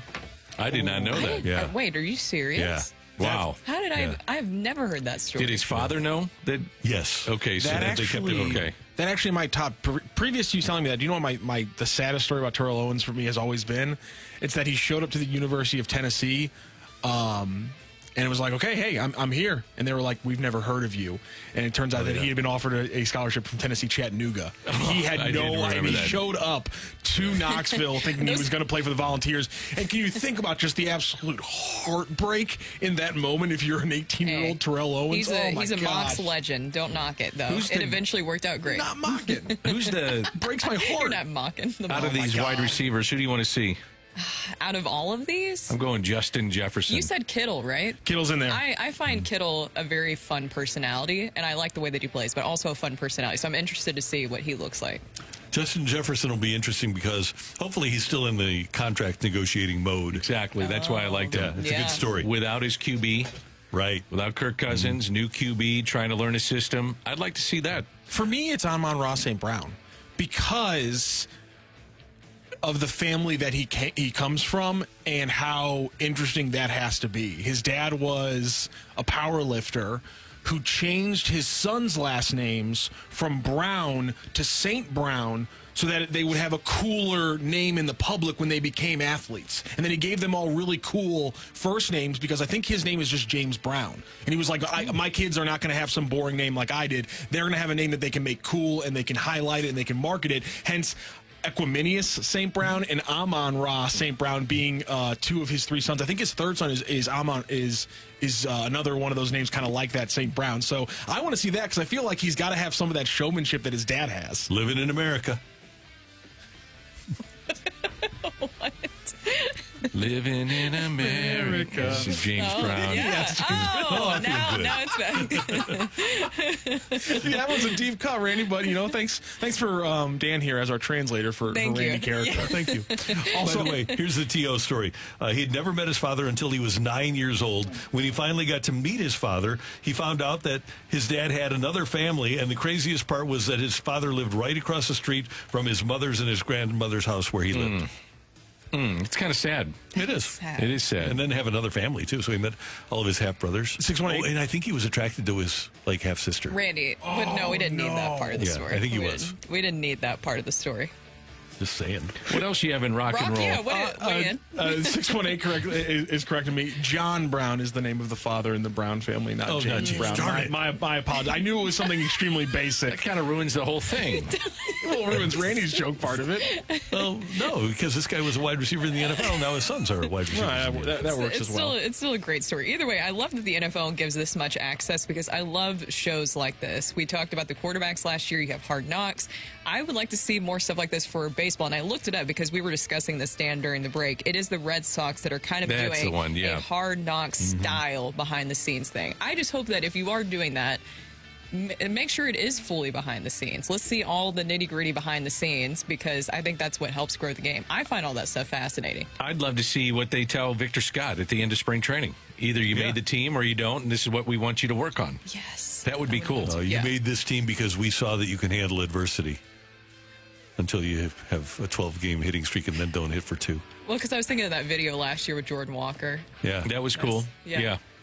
And yesterday, League's Cup tickets for St. Louis City SC, those offers went out to the season ticket holders, and exactly what we thought would happen. A boycott is going on now in the MLS all season. A lot of season ticket holders around different clubs, including ones in St. Louis City yesterday, were rejecting the League Cup tickets. So officially, you have the refs still on strike. Players and coaches are now complaining about it, and now you have your controlled cup is being boycotted by a huge chunk of fans. So it's a good week start for the MLS. But if you've never seen our stadium, good opportunity to go see our City Park, right? We're continuing what Danny was saying earlier when we were talking about City. Yeah, maybe a good chance to go see him. I'm not saying if you want to, you might cross a picket line of sorts, but heck, it's going to be a cheaper ticket. Well, picket line of other fans. Yeah, exactly. What are they going to do? I agree. Randy's not down for solidarity. I feel you, though. No, it's competition. I mean, what are you never going to go see a minor league baseball game that Victor Scott's playing in? True. Picket line of fans. Did you ever go see City 2 before? Come on. I just got the imagery of just Randy walking past. I'll walk right past him. Yeah. Wait, what's going on here, guys? Hey, guys. Thank you, Matthew. You're welcome. That's our producer, audio, video engineer, the one, the only Matthew Rocchio. Brooke, did you have fun today? Of course. Show us your face. We want to see your face. Who said that? You want to see my face? We watched that skit the other night. That's so funny. I love that skit. It's one of the best of all time on the Chappelle Show. Danny Mac, belated HBD. Thanks, buddy, and thanks for the carrot cake. Pleasure. You are very, very welcome. And we thank you for tuning in, texting in, and being a part of the show. We've got a balloon party with T-Mac and Ajax coming up, followed by BK and Ferrario, and then the Fast Lane from 2 to 6. And tune in at 2 to find out who's there. For all of us, until tomorrow morning at 7. Have a great Taco Tuesday, St. Louis. That's right.